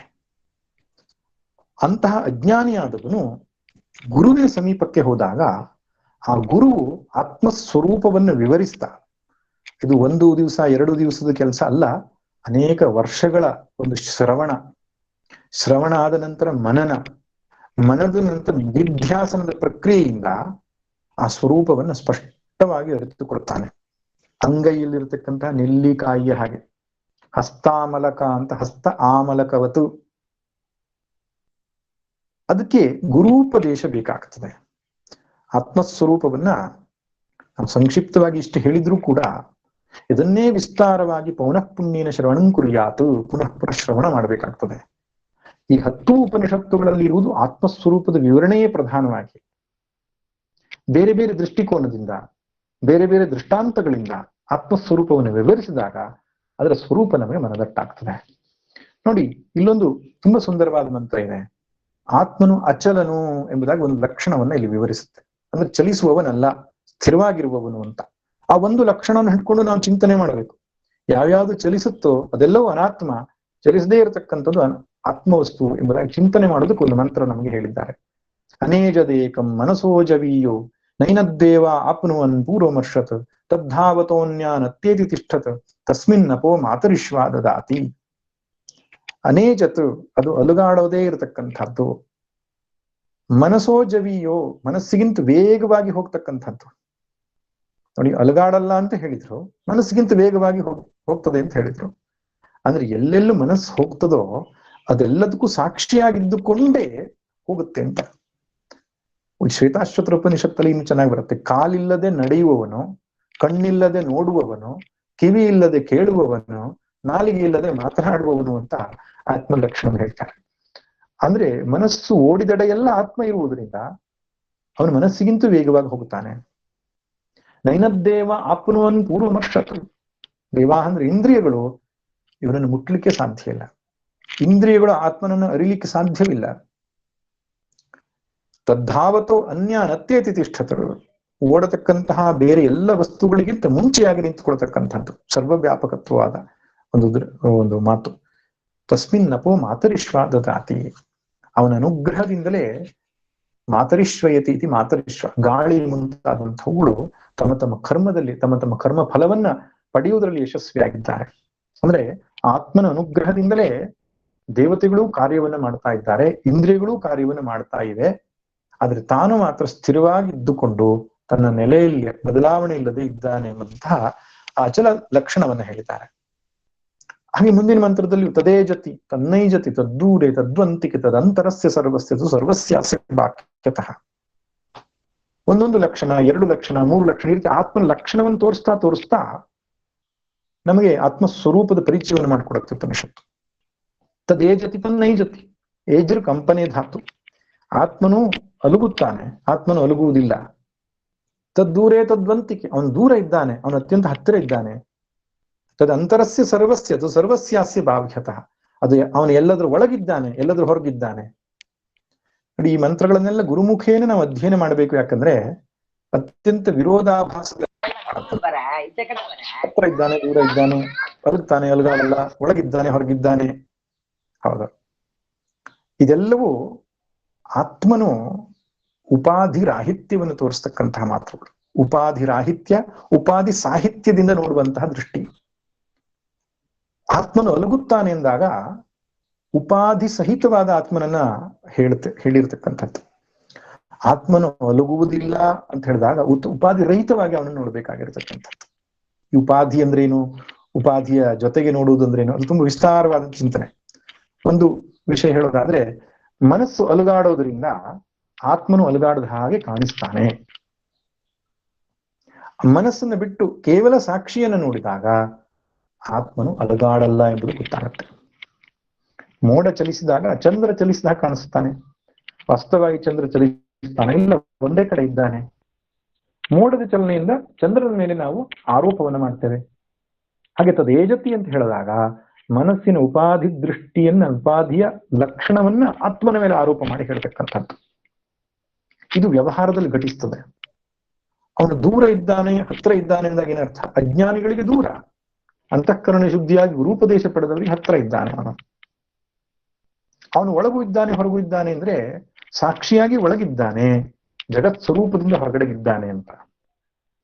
ಇದು ಆತ್ಮನ ಲಕ್ಷಣವನ್ನು ಹೇಳ್ತಕ್ಕಂಥದ್ದು. ಇನ್ನು ಇಂಥ ಆತ್ಮನನ್ನ ಯಾರು ಅರಿತಾರೋ ಅಂತಹ ಜ್ಞಾನಿಯ ಲಕ್ಷಣವನ್ನು ಕೂಡ ಹೇಳಿದೆ ಮುಂದಿನ ಮಂತ್ರದಲ್ಲಿ. ಎಷ್ಟು ಸರ್ವಾಣಿ ಭೂತಾನಿ ಆತ್ಮನ್ಯೇವಾನು ಪಶ್ಯತಿ ಸರ್ವಭೂತೇಷು ಚಾತ್ಮಾನಂ ತಥೋನ ವಿಜುಗುಪ್ಸತೆ. ಎಲ್ಲ ಜೀವರಾಶಿಗಳನ್ನು ತನ್ನನ್ನ ಎಲ್ಲ ಜೀವರಾಶಿಗಳಲ್ಲಿ ಯಾರು ನೋಡ್ತಾನೋ ಅವನು ವಿಜುಗುಪ್ಸತೆ, ಅವನಿಗೆ ಜುಗುಪ್ಸೆ ಬರುವುದಿಲ್ಲ, ಅವನಿಗೆ ದುಃಖವಾಗುವುದಿಲ್ಲ, ಅವನಿಗೆ ಬೇಸರವಾಗುವುದಿಲ್ಲ. ಅದೇ ಅರ್ಥವನ್ನು ಕೊಡತಕ್ಕಂಥ ಮುಂದಿನ ಮಂತ್ರ, ಯಸ್ಮಿನ್ ಸರ್ವಾಣಿ ಭೂತಾನಿ ಆತ್ಮೈವಾಭೂತ್ ವಿಜಾನತಃ ತತ್ರ ಕೋಮೋಹ ಕಶೋಕ ಏಕತ್ವವನ್ನು ಪಶ್ಯತಃ. ಯಾವ ಪರಮಾತ್ಮ ವಸ್ತುವಿನಲ್ಲಿ ಸರ್ವಾಣಿ ಭೂತಾನಿ ಆತ್ಮೈವ ಅಭೂತ್, ಎಲ್ಲವೂ ತಾನೇ ಆಗಿಬಿಡ್ತೋ, ಇಡೀ ಸೃಷ್ಟಿಯೆಲ್ಲವೂ ತಾನೇ ಎಂಬುದಾಗಿ ಅವನು ತಿಳ್ಕೊಂಡಿದ್ದಾನೋ ಅವನಿಗೆ ಶೋಕ ಮೋಹಗಳಿಲ್ಲ ಎಂಬುದಾಗಿ ಹೇಳುತ್ತೆ. ಆ ಏಕತ್ವ ದೃಷ್ಟಿ, ಸರ್ವವೂ ಭಗವಂತನೇ ಆಗಿದ್ದಾನೆ ಅಂತ. ಇಲ್ಲಿ ಬಹಳ ಮುಖ್ಯವಾದ ಒಂದು ಮಾತನ್ನ ತಿಳ್ಕೊಳ್ಬೇಕು. ಎಲ್ಲವೂ ಆತ್ಮನೇ ಎಂಬುದಾಗಿ ತಿಳ್ಕೊಳ್ಳುವುದು ಹೇಗೆ? ಈ ಆತ್ಮನು ನಮ್ಮ ಒಳಗಡೆ ಇರುವವನಲ್ವಾ ಅಂತ ಅಲ್ಲ. ಈ ಒಳಗಡೆ ಇರತಕ್ಕಂತಹ ತಾನು ಎಂಬ ಆ ತಿರುಳಿನ ಸ್ವರೂಪವಾದ ಆತ್ಮ ಏನಿದೆಯೋ ಅದೇ ಈ ಜಗತ್ತಾಗಿದೆ. ನಾವು ಯಾವನಿಗೆ ಪರಮಾತ್ಮ, ದೇವರು, ಸೃಷ್ಟಿಕರ್ತ ಅಂತ ಕರಿತೇವೋ ಅವನೇ ಈ ಆತ್ಮನಾಗಿದ್ದಾನೆ. ಈ ಶರೀರ ಅಂತಃಕರಣದ ಉಪಾಧಿಯಿಂದ ದೃಷ್ಟಿಯಿಂದ ಅವನು ಸಾಕ್ಷಿ ಅಂತ ಕರೆಯಲ್ಪಟ್ಟರೂ ಕೂಡ ಆ ಸಾಕ್ಷಿಯ ಸ್ವರೂಪತಃ ಸಮಷ್ಟಿ ಸೃಷ್ಟಿಯ ಆಶ್ರಯವಾಗಿ ಸೃಷ್ಟಿಯ ಸ್ವರೂಪವಾಗಿದ್ದಾನೆ. ಈ ದೃಷ್ಟಿ ನಮಗೆ ಯಾವಾಗ ಬರ್ತದೋ ಆ ತಾನು ಅನ್ನುವಂತಹ ಆತ್ಮನಿಗಿಂತ ಬೇರೆ ಇನ್ಯಾವುದೂ ಇಲ್ಲ ಅಂತ ಕಾಣಿಸ್ಲಿಕ್ಕೆ ಶುರುವಾಗ್ತದೆ. ಈಗ ಬೇರೆ ಬುದ್ಧಿ ನಮ್ಗೆ ಯಾಕೆ ಬರ್ತಿದೆ ಅಂದ್ರೆ ನಾನು ಅಂದಾಗ ನನ್ನ ಅಂತಃಕರಣ ದೃಷ್ಟಿ ಇಟ್ಕೊಂಡು ನೋಡ್ತೇನೆ, ನನಗಿಂತ ಬೇರೆ ಯಾವ್ದು ಜಗತ್ತು. ಯಾವಾಗ ಆತ್ಮದೃಷ್ಟಿ ಬರ್ತದೋ ಆ ಮಮಾತ್ಮ ಸರ್ವಭೂತಾತ್ಮ, ಸರ್ವವ್ಯಾಪಕವಾದಂತಹ ಪರಮಾತ್ಮನೇ ನಾನು ಅಂತಕ್ಕಂತಹ ಮಹಾವಾಕ್ಯದಿಂದ ಉಂಟಾದಂತಹ ಜ್ಞಾನ ಏನಿದೆಯೋ ಅದು ಸರಿಯಾಗಿ ಉಂಟಾದವರಿಗೆ ಸಮಷ್ಟಿ ಸೃಷ್ಟಿಯಲ್ಲಿಯೇ ತಾನೆಂಬ ಭಾವ ಬರ್ತದೆ. ಅದಕ್ಕೆ ಸರ್ವಾತ್ಮ ಭಾವ ಅಂತ ಕರೀತಾರೆ. ಸರ್ವಾತ್ಮ ಭಾವ ಜ್ಞಾನಿಯ ಲಕ್ಷಣ. ಅಂತಹ ಜ್ಞಾನಿಗೆ ಶೋಕಮೋಹಗಳಿರೋಲ್ಲ, ದುಃಖ ಇಲ್ಲ, ಭಯ ಇಲ್ಲ, ಯಾವ ರೀತಿಯಾದಂತಹ ಸಮಸ್ಯೆಗಳು ಅವನಿಗಿಲ್ಲ. ಆನಂದ, ಶಾಂತಿ, ನೆಮ್ಮದಿ ಅವನ ಸ್ವರೂಪವಾಗ್ತದೆ. ಅವನಿಗೆ ಆತ್ಮಜ್ಞಾನಿ ಅಂತ ಕರೀತಾರೆ. ಅಂತಹ ಆತ್ಮದ ಲಕ್ಷಣವೇ ಮುಂದಿನ ಮಂತ್ರದಲ್ಲಿಯೂ ಬರುತ್ತೆ. ಸಪರ್ಯಗ ಚುಕ್ರಮಕಾಯಮಂ ಪ್ರಣಂ ಮತ್ಮಾವಿರಗಂ ಶುದ್ಧಂ ಅಪಾಪ ವಿದ್ಧಂ ಕವಿರ್ಮನೀಷಿ ಪರಿಭೂ ಸ್ವಯಂ ಭೂರಿ ಅತಾತತ್ಯತೋರ್ಥಾನ್ ವಿದದಾ ಶಾಶ್ವತೀಭ್ಯ ಸಮಾಪ್ಯ. ಸಪರ್ಯಗಾತ್ ಎಲ್ಲಾ ಕಡೆ ತುಂಬಿರುವವನು, ಶುಕ್ರಂ ಅತ್ಯಂತ ಶುದ್ಧವಾದವನು, ಅಕಾಯಂ ಶರೀರವಿಲ್ಲದವನು, ಸ್ಥೂಲ ಸೂಕ್ಷ್ಮ ಕಾರಣ ಶರೀರಾದ್ ವ್ಯತಿರಿಕ್ತ ಪಂಚಕೋಶಾತೀತ ಅವಸ್ಥಾತ್ರಯ ಸಾಕ್ಷಿ ಸಚ್ಚಿದಾನಂದ ಸ್ವರೂಪ ಎಂಬುದಾಗಿ ನಾನೇನು ಹೇಳಿದ್ನೋ ಅದೆಲ್ಲವೂ ಈ ಮಂತ್ರದಲ್ಲಿ ವಿವರಣೆ ಆಗಲ್ಪಟ್ಟಿದೆ. ಇನ್ನು ಮುಂದಿನ 6 ಮಂತ್ರದಲ್ಲಿ ಆ ಪರಮಾತ್ಮನನ್ನ ಅರಿಯುವಂತಹ ಜ್ಞಾನ ಮಾರ್ಗಕ್ಕೆ ಮೊದಲು ಮಾಡಬೇಕಾದ ಉಪಾಸನೆ ಕುರಿತಾಗಿ ಹೇಳುತ್ತೆ. ಉಪಾಸನೆ ಅಂದ್ರೆ ಧ್ಯಾನ ಅಂತ ಹೇಳಬಹುದು. ನೋಡಿ, ಧ್ಯಾನದಲ್ಲಿ 2 ರೀತಿಯ ಧ್ಯಾನ ಇರ್ತದೆ. ಒಂದು ಆತ್ಮಜ್ಞಾನ ಆಗುವುದಕ್ಕಿಂತ ಮುಂಚೆ ಮಾಡುವ ಧ್ಯಾನ, ಆತ್ಮಜ್ಞಾನ ಆದ್ಮೇಲೆ ಮಾಡುವ ಧ್ಯಾನ. ಇಲ್ಲಿ ಆತ್ಮಜ್ಞಾನ ಅಂದ್ರೆ ಗುರುಮುಖೇನ ಉಪದೇಶ ಶ್ರವಣ ಮನನ ಆದ್ಮೇಲೆ, ಶ್ರವಣ ಮನನ ಆದ್ಮೇಲೆ ಮಾಡತಕ್ಕಂಥ ಧ್ಯಾನಕ್ಕೆ ಹೆಸರು ನಿಧಿಧ್ಯಾಸನ ಅಂತ ಹೇಳ್ತಾರೆ. ಗುರುಪದೇಶಕ್ಕಿಂತ ಮುಂಚಿತವಾಗಿ ಮಾಡುವಂತಹ ಮೆಡಿಟೇಷನ್ ಹೆಸರು ಉಪಾಸನೆ ಅಂತ ಕರೀತಾರೆ. ಅದರಿಂದ ಶಾಸ್ತ್ರದಲ್ಲಿ ಈ ಮೆಡಿಟೇಷನ್ ಎನ್ನುವ ಶಬ್ದಕ್ಕೆ ನಾವು ಹೇಗೆ ಧ್ಯಾನ ಧ್ಯಾನ ಧ್ಯಾನ ಅಂತ ಬಳಸ್ತಾ ಇದ್ದೇವೋ ಆ ರೀತಿ ಧ್ಯಾನ ಅನ್ನೋ ಶಬ್ದವನ್ನು ಬಳಸಿಲ್ಲ. ಅವ್ರು ಒಂದು ಉಪಾಸನೆ ಅಂತ ಕರೆದಿದ್ದಾರೆ, ಇಲ್ಲ ನಿಧಿಧ್ಯಾಸನ ಅಂತ ಕರೆದಿದ್ದಾರೆ. ಯಾಕೆ ಹೀಗೆ ಅಂದ್ರೆ, ಈ ಧ್ಯಾನ ಅನ್ನುವಂಥದ್ದು ಅಷ್ಟಾಂಗ ಯೋಗಗಳಲ್ಲಿ ಒಂದು ಅಂಗ. ಅದು ಧಾರಣ, ಧ್ಯಾನ, ಸಮಾಧಿ. ಸಮಾಧಿಯಲ್ಲೂ ಕೂಡ 2 ಹಂತವನ್ನು ಹೇಳ್ತಾರೆ, ನಿರ್ವಿಕಲ್ಪ, ಸವಿಕಲ್ಪ. ಆದ್ರಿಂದ ಧ್ಯಾನ ಅನ್ನೋದು ಒಂದು ಅಂಗ, ಅದು ಪರಿಪೂರ್ಣವಾದ ಸ್ಥಿತಿ ಅಲ್ಲ. ಆದ್ರಿಂದ ಪರಿಪೂರ್ಣವಾದ ಸ್ಥಿತಿ ನಿಜವಾಗಿ ಸಮಾಧಿ. ಧ್ಯಾನ ಅನ್ನೋ ಶಬ್ದ ಹೇಳೋದ್ರ ಮೂಲಕ ಮೆಡಿಟೇಷನ್ ಅಂತ ನಾವೇನು ಕಲ್ಪನೆ ಮಾಡ್ಕೊಂಡಿದ್ದೇವೆ ಅದ್ರ ಪೂರ್ಣವಾದಂತಹ ಚಿತ್ರಣ ಸಿಗೋಲ್ಲ. ಅದಕ್ಕೆ ಭಗವದ್ಗೀತೆಗೆ ಧ್ಯಾನ ಯೋಗ ಅಂತ ಕೆಲವು ಪುಸ್ತಕದಲ್ಲಿ ಕೊಟ್ಟಿದ್ರು, ಆತ್ಮ ಸಂಯಮ ಯೋಗ ಅಂತ ಕೊಟ್ಟಿದ್ದಾರೆ ಕೆಲವು ಪುಸ್ತಕಗಳು. ಆತ್ಮ ಸಂಯಮ ಯೋಗ ಅಂದ್ರೆ, ಸಂಯಮ ಅಂದ್ರೆ ಧಾರಣಾಧ್ಯಾನ ಸಮಾಧಿ. ಧಾರಣಾಧ್ಯಾನ ಸಮಾಧಿಯನ್ನ ಆತ್ಮನ ಮೇಲೆ ಮಾಡಿದ್ರೆ ಅದಕ್ಕೆ ಆತ್ಮ ಸಂಯಮ ಅಂತ ಅರ್ಥ. ಹಾಗೆ ಶಾಸ್ತ್ರಗಳಲ್ಲಿ ಉಪಾಸನೆ ಅಂತ ಕರೆದಿದ್ದಾರೆ. ಜ್ಞಾನಕ್ಕಿಂತ ಮುಂಚೆ ಮಾಡೋದು, ಜ್ಞಾನವಾದ ಮೇಲೆ ಮಾಡೋದಕ್ಕೆ ನಿಧಿಧ್ಯಾಸನ ಅಂತ ಕರೆದಿದ್ದಾರೆ. ಉಪಾಸನೆ ಅಂದ್ರೆ ಸಗುಣ ಬ್ರಹ್ಮದಲ್ಲಿ ಮಾಡತಕ್ಕಂಥ ಮೆಡಿಟೇಷನ್. ಮೆಡಿಟೇಷನ್ ಅನ್ನುವ ಶಬ್ದ ತುಂಬಾ ಪರಿಚಯ ಆಗಿರೋದ್ರಿಂದ ಅದೇ ಶಬ್ದವನ್ನು ಬಳಸ್ತೇನೆ. ಸಗುಣ ಬ್ರಹ್ಮ ಅಂದ್ರೆ ನಾಮರೂಪವನ್ನು ಉಳ್ಳಂತಹ ಪರಮಾತ್ಮನಲ್ಲಿ ಮಾಡುವ ಮೆಡಿಟೇಷನ್ ಹೆಸರು ಉಪಾಸನೆ. ನಾಮರೂಪರಹಿತವಾದ ಆತ್ಮನ ಮೇಲೆ ಮಾಡತಕ್ಕಂತಹ ಮೆಡಿಟೇಷನ್ಗೆ ಹೆಸರು ನಿಧಿಧ್ಯಾಸನ. ಇಲ್ಲಿ 6 ಮಂತ್ರಗಳಲ್ಲಿ ನಾಮರೂಪ ಸಹಿತವಾದಂತಹ ಪರಮಾತ್ಮನಲ್ಲಿ ಮಾಡತಕ್ಕಂತಹ ಒಂದು ಮೆಡಿಟೇಷನ್ ಬಗ್ಗೆ ಹೇಳುತ್ತೆ. ಅದಕ್ಕೆ ಹಿರಣ್ಯಗರ್ಭ ಉಪಾಸನೆ, ಸಂಭೂತಿ ಅಸಂಭೂತಿ ಉಪಾಸನೆ, ವಿದ್ಯಾ ಅವಿದ್ಯಾ ಉಪಾಸನೆ ಎಂಬುದಾಗಿ ಅನೇಕ ವಿಧಗಳನ್ನು ಕರೆದಿವೆ. ಒಟ್ಟಿನಲ್ಲಿ ಆ ಪರಮಾತ್ಮನ ಸ್ವರೂಪವನ್ನ ನಾವು ಮನಸ್ಸಲ್ಲೇ ತಂದುಕೊಂಡು ಅದರಲ್ಲೇ ಏಕಾಗ್ರ ಚಿತ್ತತೆಯಿಂದ ಮನಸ್ಸನ್ನ ನಿಲ್ಲಿಸಿದ್ರೆ ಅದು ಅಂತಃಕರಣ ಶುದ್ಧಿಗೆ ಕಾರಣ ಆಗ್ತದೆ. ನಿಷ್ಕಾಮವಾಗಿ ಮಾಡಿರತಕ್ಕಂತಹ ಉಪಾಸನೆ ಅಂತಃಕರಣ ಶುದ್ಧಿಯನ್ನು ಉಂಟು ಮಾಡಿ ತದನಂತರ ಅದು ಬ್ರಹ್ಮಜ್ಞಾನಕ್ಕೆ ಅನುಕೂಲವಾಗ್ತದೆ. ಒಬ್ಬನು ಆತ್ಮಜ್ಞಾನವನ್ನು ಪಡೀಲಿಲ್ಲ ಅಂದ್ರೂ ಬ್ರಹ್ಮಲೋಕವನ್ನು ತಂದು ಕೊಡ್ತದೆ. ಅದು ಬ್ರಹ್ಮಲೋಕ ಅಂದ್ರೆ ನಾವು ವೈಕುಂಠ ಲೋಕ ಅಥವಾ ಶಿವಲೋಕ ಎಂಬುದಾಗಿ ಏನೇನು ಕರಿತೇವೋ ಅದಕ್ಕೆ ಶಾಸ್ತ್ರದಲ್ಲಿ ಬ್ರಹ್ಮಲೋಕ ಅಂತ ಹೇಳಿದ್ದಾರೆ. ಆ ರೀತಿ ಆ ಪರಮಾತ್ಮ ಸುಗುಣ ಬ್ರಹ್ಮನ ಉಪಾಸನೆ ಮಾಡಿದವರು ಅವರು ಬ್ರಹ್ಮಲೋಕಕ್ಕೆ ಹೋಗ್ತಾರೆ. ಆ ಒಂದು ವರ್ಣನೆ ಈ 6 ಮಂತ್ರಗಳಲ್ಲಿ ಬರುತ್ತೆ. ಇನ್ನು ಕೊನೆಯ 3 ಮಂತ್ರಗಳಲ್ಲಿ ಹಿರಣ್ಮಯೇನ ಪಾತ್ರೇಣ ಸತ್ಯಸ್ಯಾಪಿ ಹಿತಂ ಮುಖಂ ತತ್ವಂ ಪೂಷನ್ನಪಾವೃಣು ಸತ್ಯಧರ್ಮಾಯ ದೃಷ್ಟಯೇ ಪೂಷನ್ನೇ ಕರ್ಷೇ ಯಮಸೂರ್ಯ ಪ್ರಾಜಾಪತ್ಯವ್ಯೂಹರಶ್ಮಿ ಸಮೂಹ ತೇಜಃ ಯತ್ತೇ ರೂಪಂ ಕಲ್ಯಾಣತಮಂ ತತ್ತೇ ಪಶ್ಯಾಮಿ ಯೋಸಾವಸ್ಥೌ ಪುರುಷಃ ಸೋಹಮಸ್ಮಿ ವಾಯುರನಿಲಮೃತಮಥೇದಂ ಭಸ್ಮಾಂತಂ ಶರೀರಂ ಓಂ ಕೃತೋಸ್ಮರ ಕೃತಗುಂ ಸ್ಮರ ಕೃತೋಸ್ಮರ ಕೃತಗುಂ ಸ್ಮರ ಎಂಬುದಾಗಿ ಒಬ್ಬನು ಉಪಾಸಕನು ಹಿರಣ್ಯಗರ್ಭ ಉಪಾಸನೆ ಮಾಡತಕ್ಕಂಥವನು ಸಾಯುವ ಮೊದಲು ಆ ಹಿರಣ್ಯಗರ್ಭದಲ್ಲಿ ಮಾಡತಕ್ಕಂಥ ಪ್ರಾರ್ಥನೆ. ಹಿರಣ್ಯಗರ್ಭ ಅಂದ್ರೆ ಏನು, ಹಿರಣ್ಯಗರ್ಭ ಉಪಾಸನೆ ಅಂದ್ರೆ ಏನು, ಇವೆಲ್ಲ ವಿಸ್ತಾರವಾದ ವಿಷಯ. ನಾವು ಒಂದೆರಡು ತರಗತಿಯಲ್ಲಿ ಹೇಳ್ತಕ್ಕಂಥದ್ದಲ್ಲ. ಮುಂದೆ ಸಮಯ ಬಂದಾಗ ಬೇರೆ ಉಪನಿಷತ್ತುಗಳಲ್ಲಿ ಅದರ ಚಿಂತನೆ ಮಾಡೋಣ. ಆ ಹಿರಣ್ಯಗರ್ಭನ ಪ್ರತೀಕವಾಗಿರುವನು ಸೂರ್ಯದೇವ. ಆ ಸೂರ್ಯನಲ್ಲಿ ಇವನು ಕೇಳ್ಕೊಳ್ತಾ ಇದ್ದೇನೆ ಉಪಾಸಕ, ಹಿರಣ್ಮಯೇನ ಪಾತ್ರೇಣ ಸತ್ಯಸ್ಯ ಅಪಿಹಿತಂ ಮುಖಂ. ಆ ಸತ್ಯದ ಮುಖವು ನಿನ್ನ ಅತ್ಯಂತ ತೇಜೋಮಯವಾದ ಕಿರಣಗಳಿಂದ ಮುಚ್ಚಲ್ಪಟ್ಟಿದೆ. ದಯವಿಟ್ಟು ನಿನ್ನ ಕಿರಣಗಳನ್ನು ಸರಿಸು, ನನ್ನ ಸತ್ಯದ ಮಾರ್ಗದಲ್ಲಿ ಹೋಗ್ಲಿಕ್ಕೆ ನನಗೆ ಅನುಕೂಲ ಮಾಡಿಕೊಡು. ತತ್ವಂ ಪೂಷನ್ ಅಪಾವೃಣು. ಪೂಷನ್ ಅಂದ್ರೆ ಸೂರ್ಯ, ಅದನ್ನು ದೂರ ಮಾಡು. ಸತ್ಯಧರ್ಮಾನೇ ದೃಷ್ಟಯೇ, ಸತ್ಯಧರ್ಮನಾಗಿರತಕ್ಕಂತಹ ನನಗೆ ಆ ಬ್ರಹ್ಮ ಮಾರ್ಗ, ಬ್ರಹ್ಮಲೋಕ ಗಮನದ ಮಾರ್ಗ ನಮಗೆ ತೋರುವಂತೆ ಮಾಡುವಂತ. ನೋಡಿ, ಹಿರಿಯರು ಸಾವನ್ನ ಹೇಗೆ ಸಾಯ್ತಾ ಇದ್ರು ಅಂತ.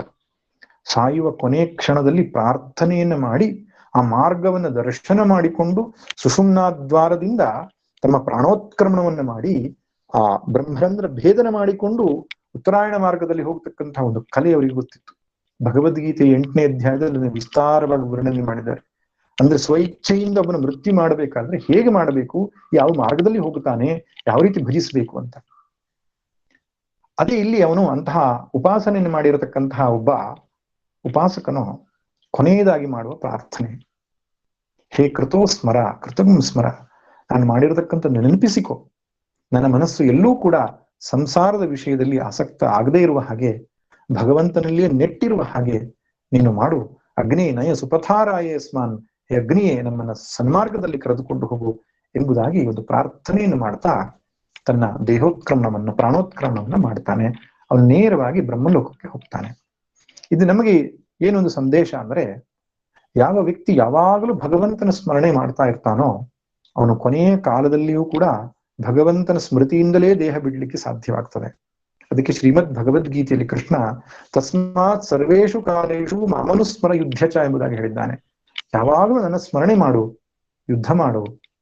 ಸ್ಮರಣೆ ಯಾವಾಗಲೂ ಭಗವಂತನ ಮಾಡ್ತಾ ಇದ್ರೆ ಸಾಯುವ ಕೊನೆಯ ಕ್ಷಣವೂ ಕೂಡ ಆ ಭಗವಂತನ ವಿಸ್ಮೃತಿಯಾಗದೆ ಭಗವಂತನ ಸ್ಮರಣೆಯಾಗಿ ನಾವು ಸದ್ಗತಿಯನ್ನು ಪಡೀಲಿಕ್ಕೆ ಸಾಧ್ಯ.